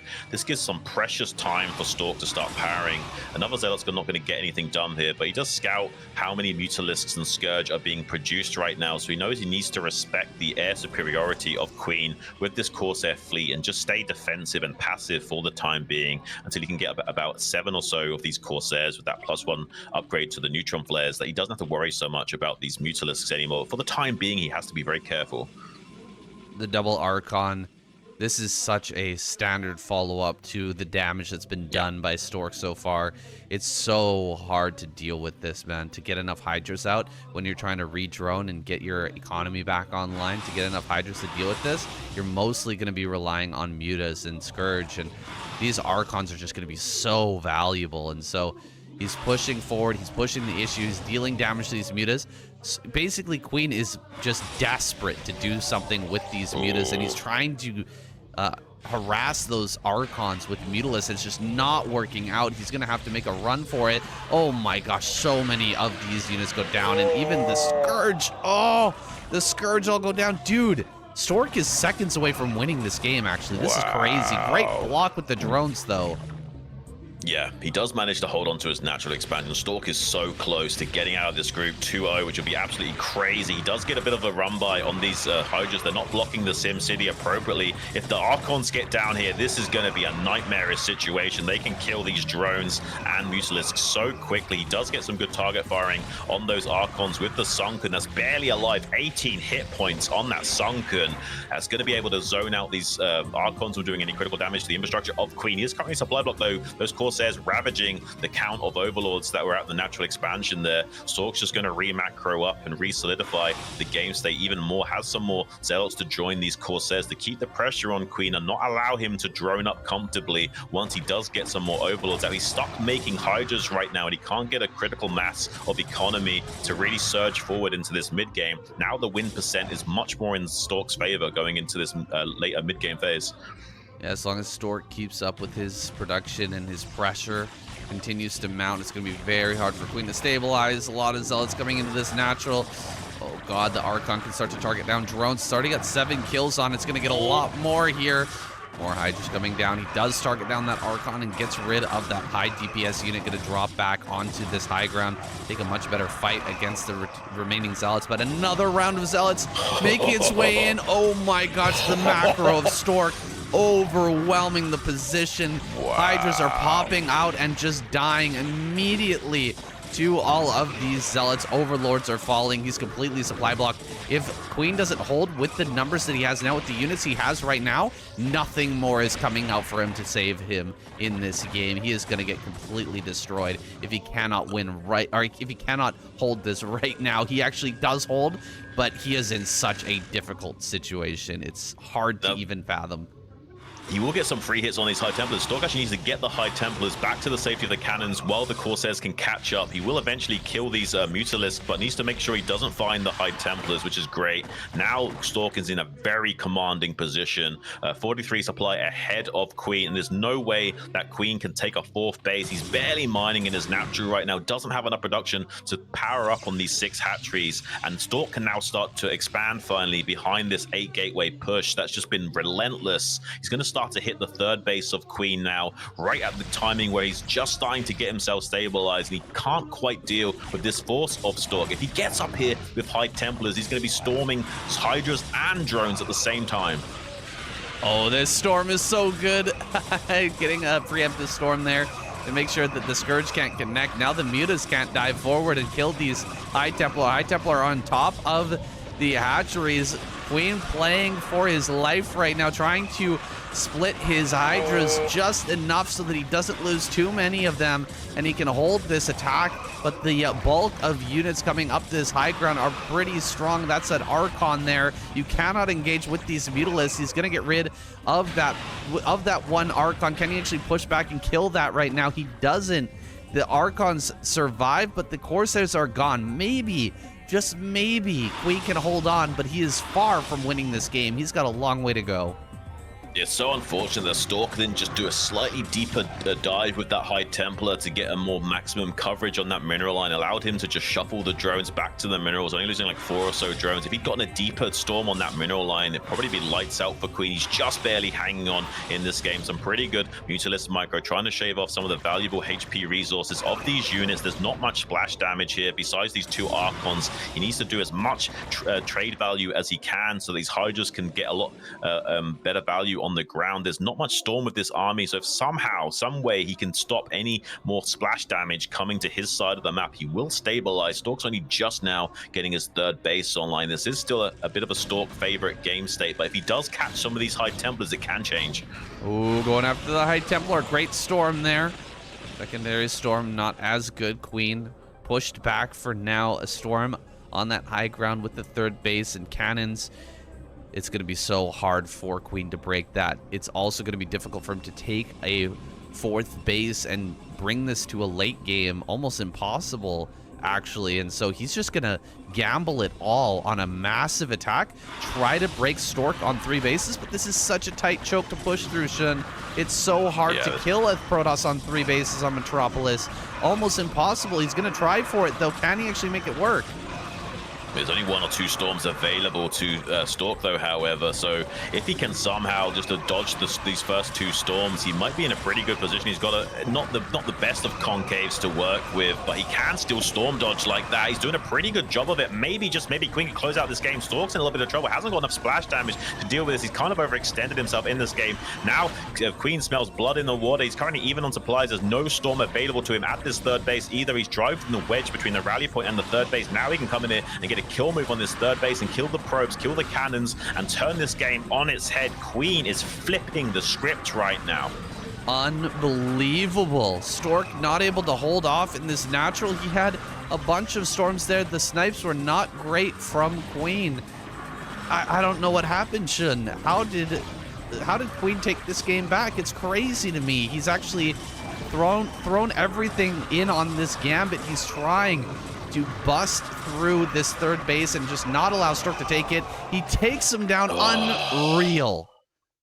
Stork knocked out Queen. Shakes his head. He throws his head to the side as the GG comes out there. You could tell that Queen was really feeling the pressure at the end of that game. Yeah, I really do feel like it comes down to that one storm on the mineral line. If he just goes like one hex tile deeper with that High Templar and storms that entire line so the drones can't just dance back to the minerals, he takes out so much of the wind out of Queen's sails. He can't afford to macro up and replenish those drones. It would have given a lot more tempo and momentum for Stork to stabilize his third base attempt. Unfortunately, he wasn't able to find that critical damage to Queen to prevent that infrastructure from kicking into high gear and going on the counter. You can see that Queen is having such big sighs of relief right now. He felt the pressure in that game. Stork was playing out of his mind right up until the end. Well, Stork, oh, we're going to get a little replay here. I think the big moment was actually before this point when Stork originally went into the natural and there weren't any lings there. There was nothing to block, and he got right up on top of that Templar. Or right on top of that sunken quality, excuse me. I'm watching Templar on my screen. Yeah, this is the storm you were talking about, right, Xun? That's the storm where he kind of missed the drones, wasn't able to hit all of them, didn't get in deep enough. And so Queen was just barely able to hold. Absolutely ridiculous that he held that and that the counterattack actually worked here against Stork. Yeah, he still had 41 drones after that. If he gets a slightly deeper storm and takes out most of that line, there's just not enough production for Queen to finish off Stork after the fact. Has to do a more normal transition, which is much more favorite to the game state, back in Stork's wheelhouse again. Unfortunately, just barely not breaking through Queen, who somehow managed to get a lot of drones out during all these shenanigans. Did a great job macroing up. Queen's been showing impeccable macro in this series thus far. I really thought for a second, though, Stork was going to be getting out of this group 2-0, which is absolutely insane. Yeah, it was looking that way, man. Really, Stork, he was looking excellent. It was this last engagement as well, right? This engagement right here, had he gotten a little bit better storms, he definitely would have been able to hold this. Watch how the storms whiff against the Hydras here of Queen. The dodging absolutely on point. So many of the units actually die off the bat. I think if Stork backs up a little bit more, a little bit earlier, and allows the Hydras to come to him and then just cast the storms as they're trying to push to this choke, things would have went a lot better. Just doesn't quite have the storm. Look at that storm. Completely whiffs against all of these Hydras, and now Stork backs up and the Hydras bunch up. This is showing a little bit of cracks here. Stork not holding this off particularly well. Yeah, one of those other Templars died with 74 energy. It came down to that much of a wire, guys. It was brutal for Stork here. He had such a close opportunity of taking out Queen in this game. Somehow, though, Queen threading the needle on this game state and getting the kill move while Stork was trying to transition into a more macro game. Really impressive stuff from both players, though. For a second there, I really did think Stork was going to go all the way and get out of this group. This is what I was talking about earlier, Xun, where the games have been really close and there's been some amazing upsets and interesting games, but all the players that we expect to make it through, we want to make it through, and I think deserve to make it through, are making it in. Queen definitely on that list. We expected him to get through, but that was very exciting. His games, both versus Skey and versus Stork, were fantastic. Yeah, the matriarchy is still reigning supreme despite the efforts of some of the Western world here. Queen looking absolutely dominant, breaking through the group 2-0. That's a spectacular comeback if I've ever seen one from him. He basically had the game in the bag once that failed attack on his third occurred. He just had to execute the timings. He knew that Stork was dried up in terms of the energy available to him to get those storms. And even though it's a pretty tight choke on Metropolis to get in there, if there's only like one or two storms available to you with just a little bit of good storm dodging, you're going to rip through that Dragoon army. So really impressive stuff from him. I don't want to count Stork out though either. Maybe, just maybe, in that finals match, Stork might also be causing a crazy upset and breaking through ahead of Jaydong. Oh, Stork is looking great right now. Honestly, that was a very solid game from him. A couple of storms go a little bit more his way. He beats Queen. I mean, really, truly looking so good in this series and living up to my expectations. Definitely didn't expect him to take down Zero here, and this is a great time, really, to be a Stork fan, dude. This guy is making such a great comeback lately. Yeah, I mean, I honestly don't even mind if he gets knocked out right now. He looks like he's playing like pretty on fire. It would be nice, actually. As much of a Jaydong fan as I can't believe I'm gonna say this. I'm a Jaydong fan and a Zerg player, and I actually want Stork to make it through instead of Jaydong. I can't believe I'm saying that, but I actually kind of feel like that right now. I mean, I feel betrayed, but I kind of agree with you right now, Xun. This is some great play we're seeing out of Stork, and it's awesome to see him back in his truest form. The King of Silver in the days of old. This guy, Yeah. I mean, he captured our hearts in Kespa era, finally managing to get a OSL finals in, what was it, 2010, 2009, something like that? 2008, I think. 2008? Yeah, I think so. Well, regardless, he is back, boys. And possibly going to make it through into the round of 16 to join Queen. It all depends on these upcoming matches, guys. StRyKeR versus Jaydong. What do we expect from that match? I mean, fireworks, if there's anything like the games we've just had. I just checked it up to make sure I wasn't being a sausage monkey, saying, yeah, it was a 2008 OSL where he took out Fantasy 3-2 in that finals match. So really stellar stuff from Stork in history.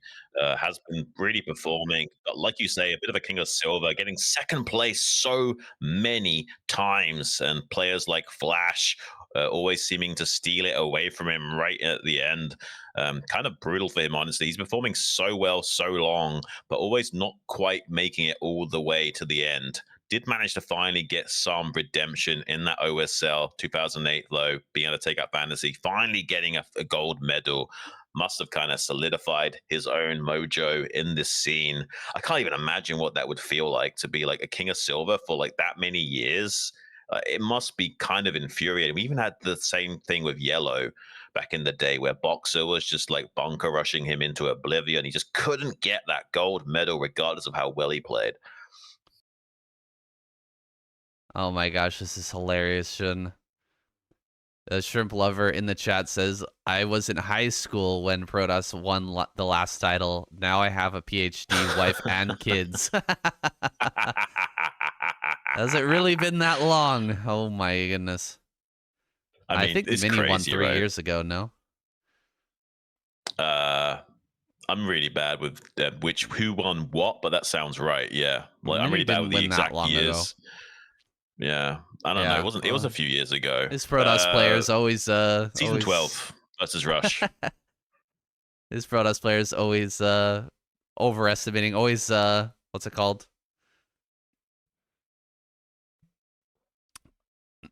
Always oh my gosh, guys. Okay. Wait, what do you mean to say? I actually don't know what you're going to say this time. Usually I do. This time I don't. Overestimating? No. What the heck is it called? Underestimating? What do you mean? Overestimating. What's another word for overestimating? Copium? That's a good word for it. That's like a Zoomer word for it. Exaggerating? Yes. There you go. Sorry, guys. My brain is a little bit fried right now. You and me both. I'm on only a few hours of sleep right now, saying, but we're going to be giving it our absolute A game, no matter what, in terms of how much attention and energy we can provide to this cast. These games deserve it. These guys are playing absolutely out of their mind. We're going to be going into that losers match now. Jaydong probably not super happy about that performance. Can he find that redemption and get a road back into that finals match to keep his tournament life on the line? Is it against Skey? He hasn't had any showing in the ASL before, so maybe nerves will get the better of him, but he did have a pretty good performance up against Zero in that game 1. Maybe, just maybe, he can find a way of dismantling Jaydong. That would be pretty crazy. Imagine if Skey can take out Jaydong here and then go on to take out Stork. He would shatter all of our dreams, but it would be epic to have him go forward in his first appearance in the ASL. Taking out 2 of the most legendary players, really, in this, in all of ASL, in all of StarCraft. Jaydong and Stork. Can he take out these 2 both in a row? That would be incredible. First, he's got to get through Jaydong. That game's coming up right now.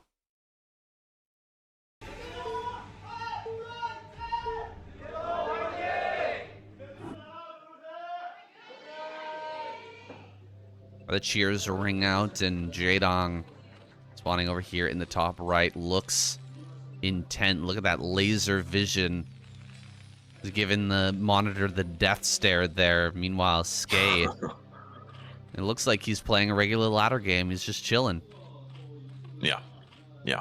But he needs to perform like it's not a ladder game. None of these pros play seriously on the ladder, especially against foreigners. If you think these guys are going to show you their builds on the ladder, you are sorely mistaken. As soon as they see it's not turn rate 24 low and they know you're not in Korea, that's it. They are not playing like they would usually want to. They're going to just do some kind of gimmicky, fun, cookie cutter style and just beat you with experience and not show you the actual timings and intricacies that these guys compete with. Yeah, it's frustrating, of course, to be a foreign player on the ladder and never get a real normal game versus a Korean because they just want to throw you some weird cheese and see, just for fun, or maybe they just leave the game immediately as soon as they see it's turn rate 16 or whatever. Quite annoying, but it's just the way it is. I mean, the Korean logic there is you don't even need, for example, as Zerg, you don't even feel that you have to 12 hatch against, say, like a weaker Terran player. Like, you should be able to beat the Terran player without even needing to do the economic version of your build. Like, they're that much more advanced. They can play from behind. They got higher execution than you. With the amount of interactions they can force, they will make it so that your build is just too flimsy in dealing with whatever optimized thing that they are. They won't even bother playing an economic game against you sometimes. I think that's also there's a difference in mentality when it comes to Western players and Korean players, in that Western players generally think that if they are better than their opponent, then just going for a macro game is stronger because they can better macro, they can better control. So the longer the game goes on, the better chance they have of winning. Whereas in Korea, if they believe that they're stronger, they will put the aggression on you and just start forcing you to make a bunch of decisions and to react to what they're doing. And in that way, they can just sort of pull you apart and force more interactions, force you to make a big mistake, and then they just capitalize and win. It's a different way of thinking, but both have their merits. Yeah, they'll essentially overwhelm you. There's just too much stimulation for your brain to keep track of all of the things you have to do. There's so many tiny little skill checks they'll be making that they know the other pros can keep up with, but they know you can't. So they're going to make sure that they dominate you with that pure task switching ability. Nice drone micro here from Jaydong, putting some damage onto that already. Does make this SCV scout a lot easier to clean up later. So you don't have to worry as much about the naked marine move out while chasing that with Zerglings. Kicking that out of your base early is a fantastic feeling. He doesn't even know what the follow-up is going to be. Like, this could be like a 2-hatch lurker, for example, and he has to scan to know that. Yeah, that SCV actually does go down. Again, big mental victory to take out that SCV. You can see, actually, Skey kind of rocking back and forth in his chair, pretty upset about it, and you can also see him kind of biting his lip right now, too. He is getting kind of nervous here. You can tell how hard it is just from the look on this guy's face to play at the highest level in the ASL. It is such a stressful moment here in Skey's life. He's been playing from his home computer for years. He's been grinding out games like crazy, hoping to make his way in the ASL. But now that he's here, can he perform? Ling's going to get into this main base and get a great scout for Jaydong. He's going to find out everything that's coming here for the follow-up of Skey. If he just held position on that Marine, he would have been able to block this, but he kind of messed that up. That's a bit of nerves, again, for Skey, and Jaydong getting an even a bigger advantage. Yeah, this is the problem. You'll see in some of the Jinjin translation videos of just how nervous these guys are, especially against certain pro gamers like Jaydong that's got such a storied history. There's a certain like overwhelming gravitas that he has. So when you see like 3 or 4 Zerglings, it feels like a lot more than just 3 or 4 Zerglings. It feels like there's a lot more pressure on you than there actually is, just because of how dangerous this guy can be with these units in the right situation. So it does make you play a little bit more flimsy.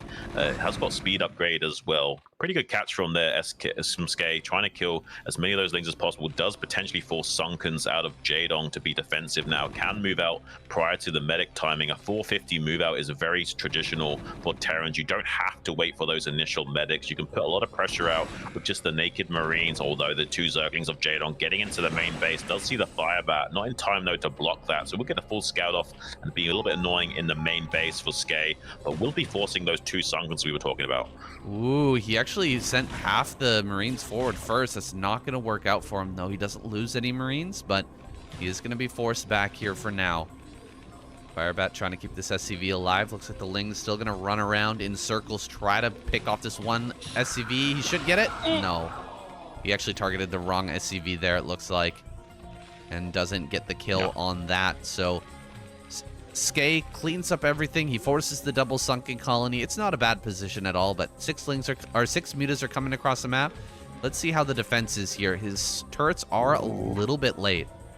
Yeah, they're late set. He can do a little bit of a punish here. Maybe not on this far left turret, but these other 2 turrets can definitely be delayed and going up. Has to get behind the minerals with these bioforces, which makes it even easier to kill those, as well as pick up a few SCV kills. This is ideal for Jaydong, both shaving off the count of bio from that 2-Rex opening, as well as delaying these turrets from going up. Is very annoying. Look at how many Marines he's killed. He's already in a very favorable game state. It's very difficult now for the Terran player to come out onto the map and also kick these mutas out from his base. Oh no, there's only 1 turret in the production line. He has to get up here and protect this and start another turret right away. If Jaydong snipes his SCV and keeps just 1 turret here while sniping it down, this is going to be problematic for Skey. Can he actually get the repair on this? Oh, that turret's going to burn. Doesn't get the repair as well. So he's not going to have a turret here, and he needs to defend with pure Marine while getting another turret online. Skey in a very difficult position, and Jaydong is close to just kind of dominating this game. He can actually fall back, do really whatever he wants. He could keep building mutas and keep the pressure on, but he could also just pump out a bunch of drones and get into a transition. He's done enough damage. I believe it's like 7 SCVs that have gone down so far. Was trying to keep count of that, but kind of lost the number there. But it's definitely enough to where he could transition comfortably and be in a good spot, even if he doesn't make any mutas from here on out. Yeah, if you kill approximately like 6 or so SCVs and shave off the bio count a little bit, you're feeling very comfortable transitioning into the mid-late game phase. If you can't do any SCV damage or reduce the bio pool, that's when it starts to spiral out of control for the Zerg. Has 1 muta denying any value on that fiber, but he does discover the 3rd base in the top left natural. It's going to be so easy for him to sunken that up and take an early 4th gas that there's a lot of pressure on Skey to make something happen. If he just lets Jaydong sit back in macro, that's going to be problematic to save. He can even go crazy Zerg from this style, even though his evolution trade will be a little bit late, just because of how late the engineering bay upgrades are going to be from Skey. Because there's 2 racks opening, he can still go for a crazy range of play here, and he pretty much anything his heart desires he can go for. Even in transition into man Zerg with Hydra Lurker would be possible. It's kind of crazy, but he's going to be getting a lot of forces pushed out to this 3rd base location. Jaydong might just sacrifice that base and go on the counter attack though. Oh boy, yeah, Jaydong gonna dive in here. He built a bunch of sunken colonies at the natural, expecting Skey to come in and try to overwhelm that position. He definitely saw the Marines leave, and he definitely saw them moving towards the top left, so he knows that 3rd base is going to be under threat. He knows it's likely to go down. He's just going to take over this natural, kill all the turrets, and now he can go to work on the Marines. He knows that there's a gap in the defenses by those barracks as well, and so he can really start to abuse Skey. Skey gonna send half his army back home while the other half kills the 3rd. I think that's a pretty good decision, but is it gonna be enough? Jaydong is killing so much here. He's lowering that SCV count a massive amount, and I don't know if this Valkyrie follow-up can save him. He's losing all the turrets in here. This is some great micro by Jaydong. He's gonna dive on these Marines now and just start to clear everything out. Yeah, I don't think these Valkyries are going to be enough. He can even just 3-volley those down when they do finally pop out. I think he's done it. There's some Marines making their way from the natural expansion up here now, but he was supply blocked for a second, so couldn't really produce too many Marines in addition in this main base. So he's really ahead in every metric after losing that hatchery in the top left. It doesn't matter. He can do a full transition on 2 bases worth of economy. Now that he's done this much damage to the SCV lines of Skey, he's still getting value in the natural expansion. This is crazy. Like 20 SCVs at least have gone down, and now it's closer to 25, leading up to 30 amount of SCVs that have fallen. No third base here just yet for Jaydong, but he does have that transition on the way. He's going to bring some lurkers up here to the front, and the kill move will just be 5 lurkers at the natural.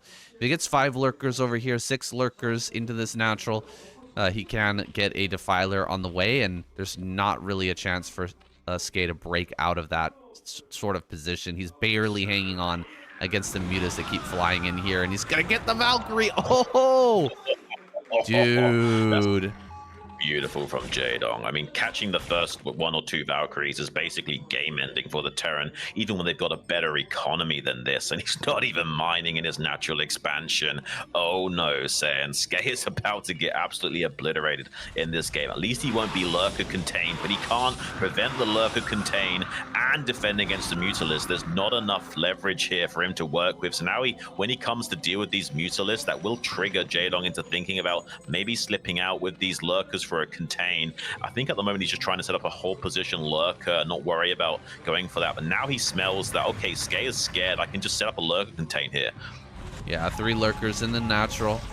Really hard to break that, especially if the mutas come to assist. Oh, he gets the Valkyrie again. Skey is done, man.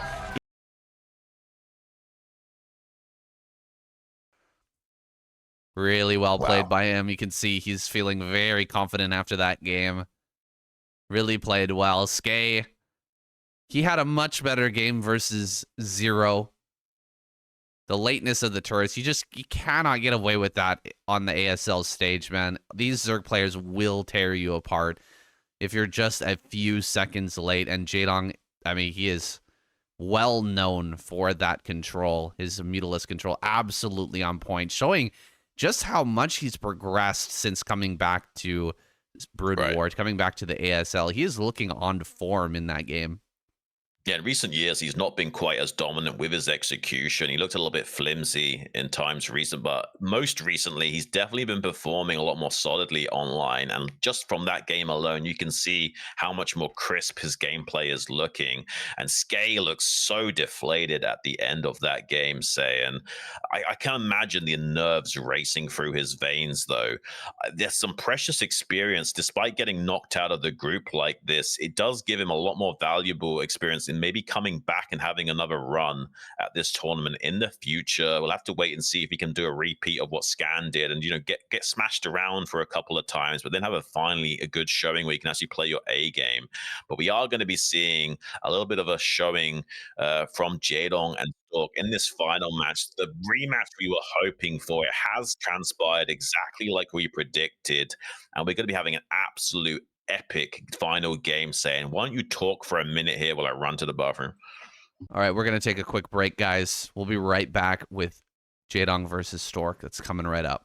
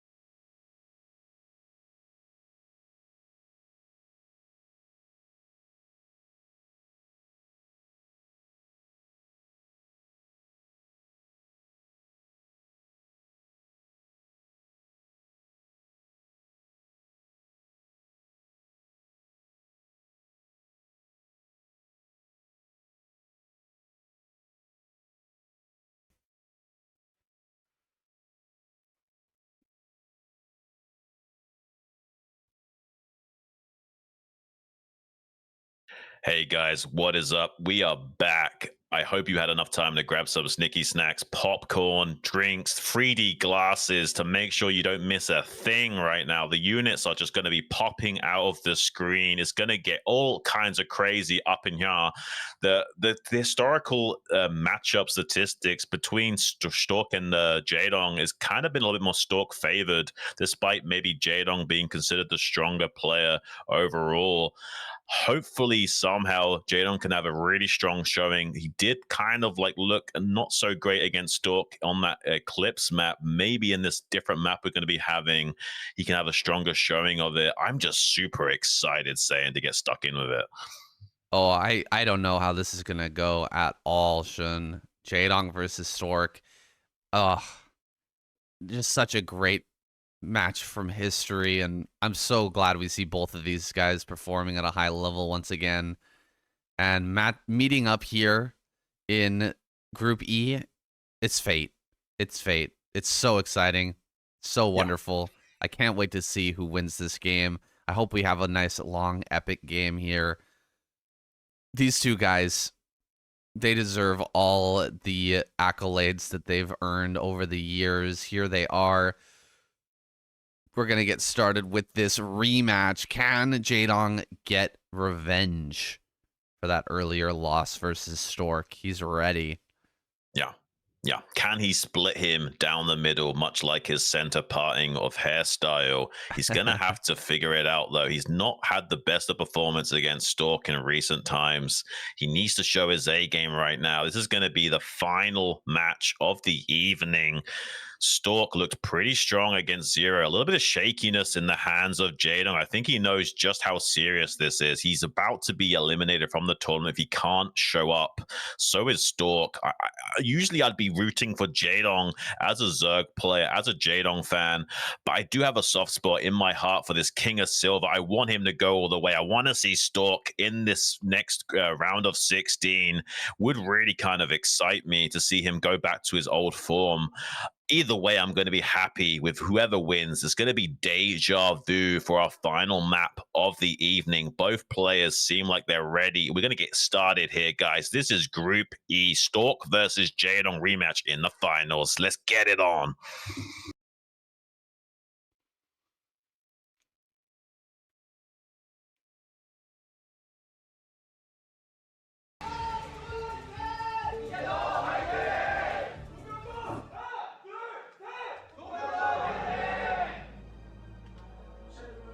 And so it begins. Jaydong, the tyrant, spawning in the top left. Stork, the dinosaur Protoss, down here in the bottom left. Vertical spawns on Deja Vu. Quite an interesting map when it comes to PvZ.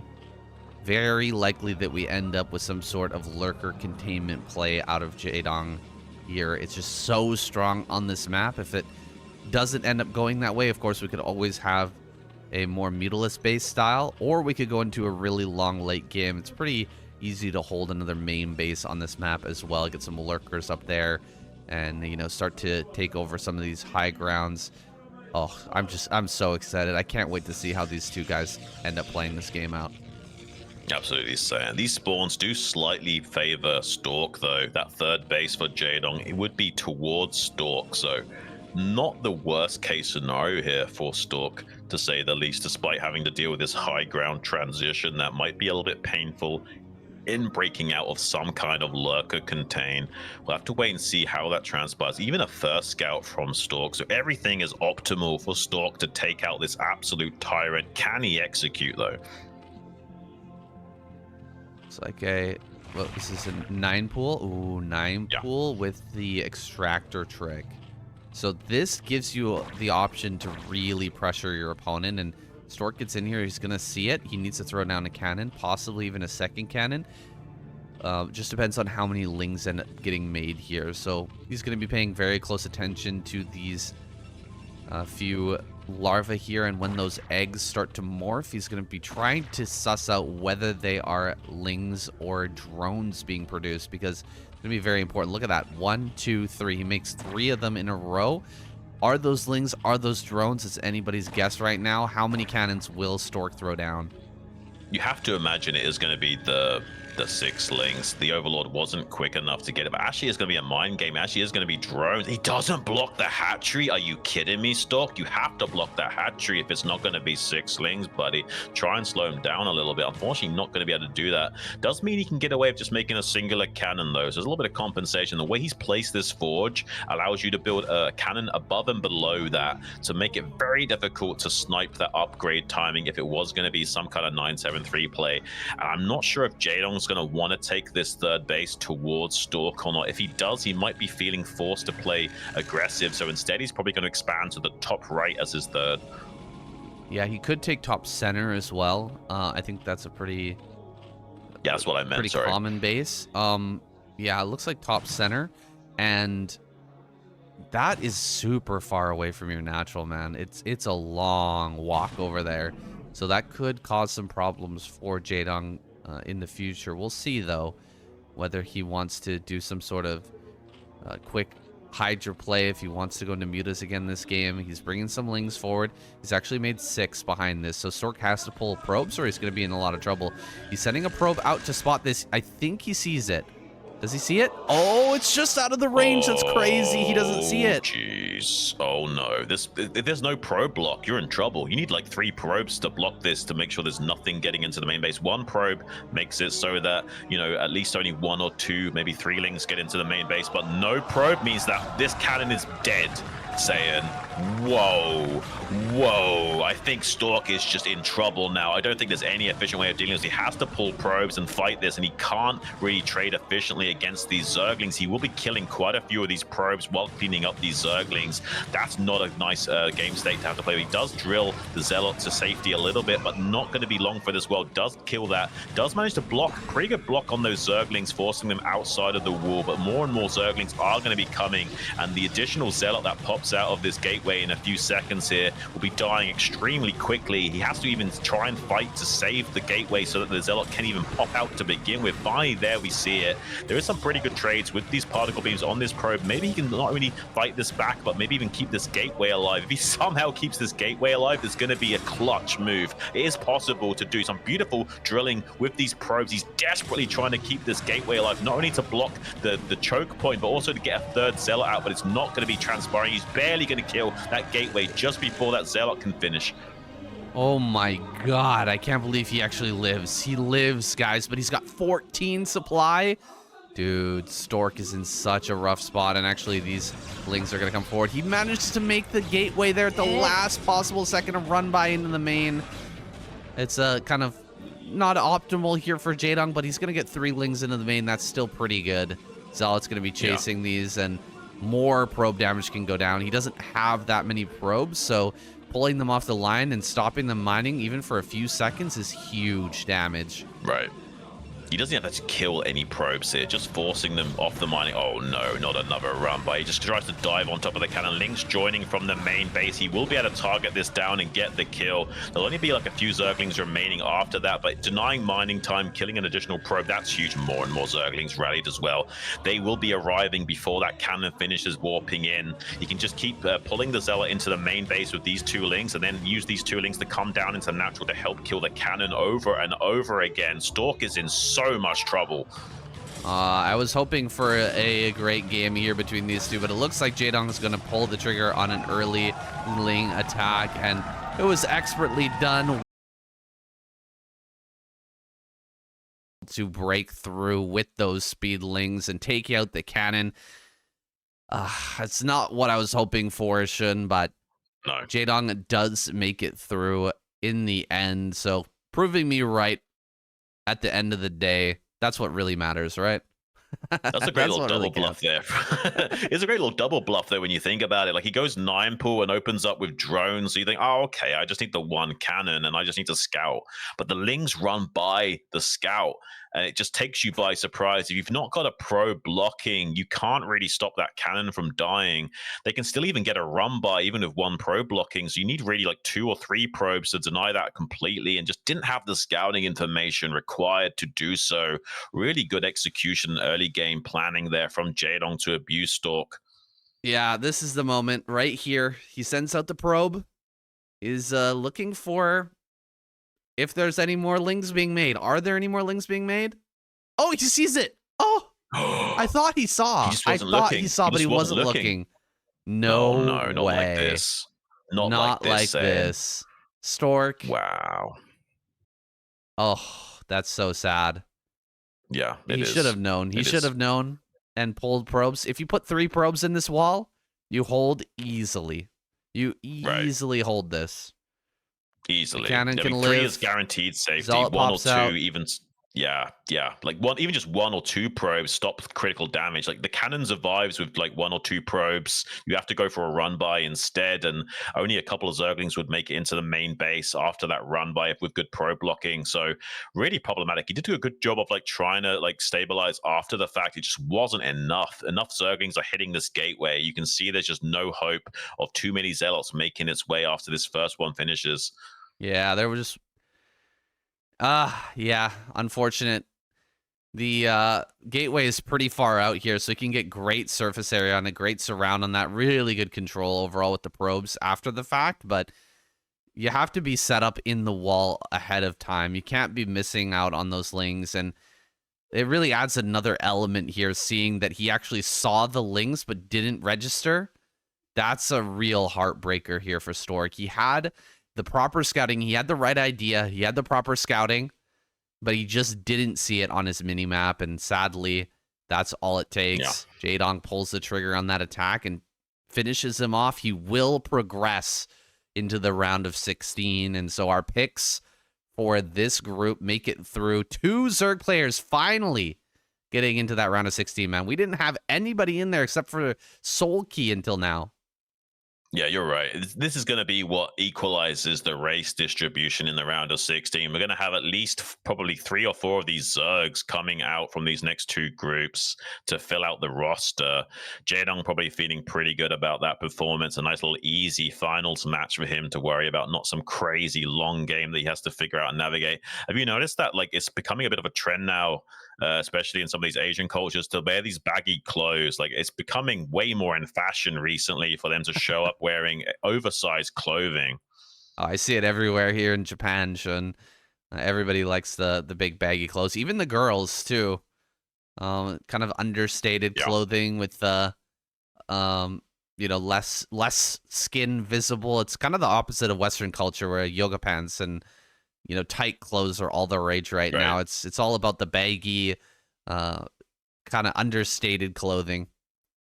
Yeah, I'm kind of digging it. I like that style, especially if you're a smaller guy. You it's an interesting contrast to, like, you know, have this like big baggy booming pants with a nice, like, you know, chill jacket on top of that. Does look kind of good on these guys. I mean, Jaedong's rocking it pretty well. We saw Barracks as well. He showed up with pretty baggy attire. Looked pretty good on him as well. I do like the style on Jaedong a little bit more, though. He's definitely rocking it. I want to get me one of those jackets, Xun. I really should. Yeah, man. They really should be selling those. Actually, gotta open a merch store for the ASL and start, you know, promoting that a little bit. They can make a lot of money off like hotcakes, and there'll be scalpers clawing at them. You better believe.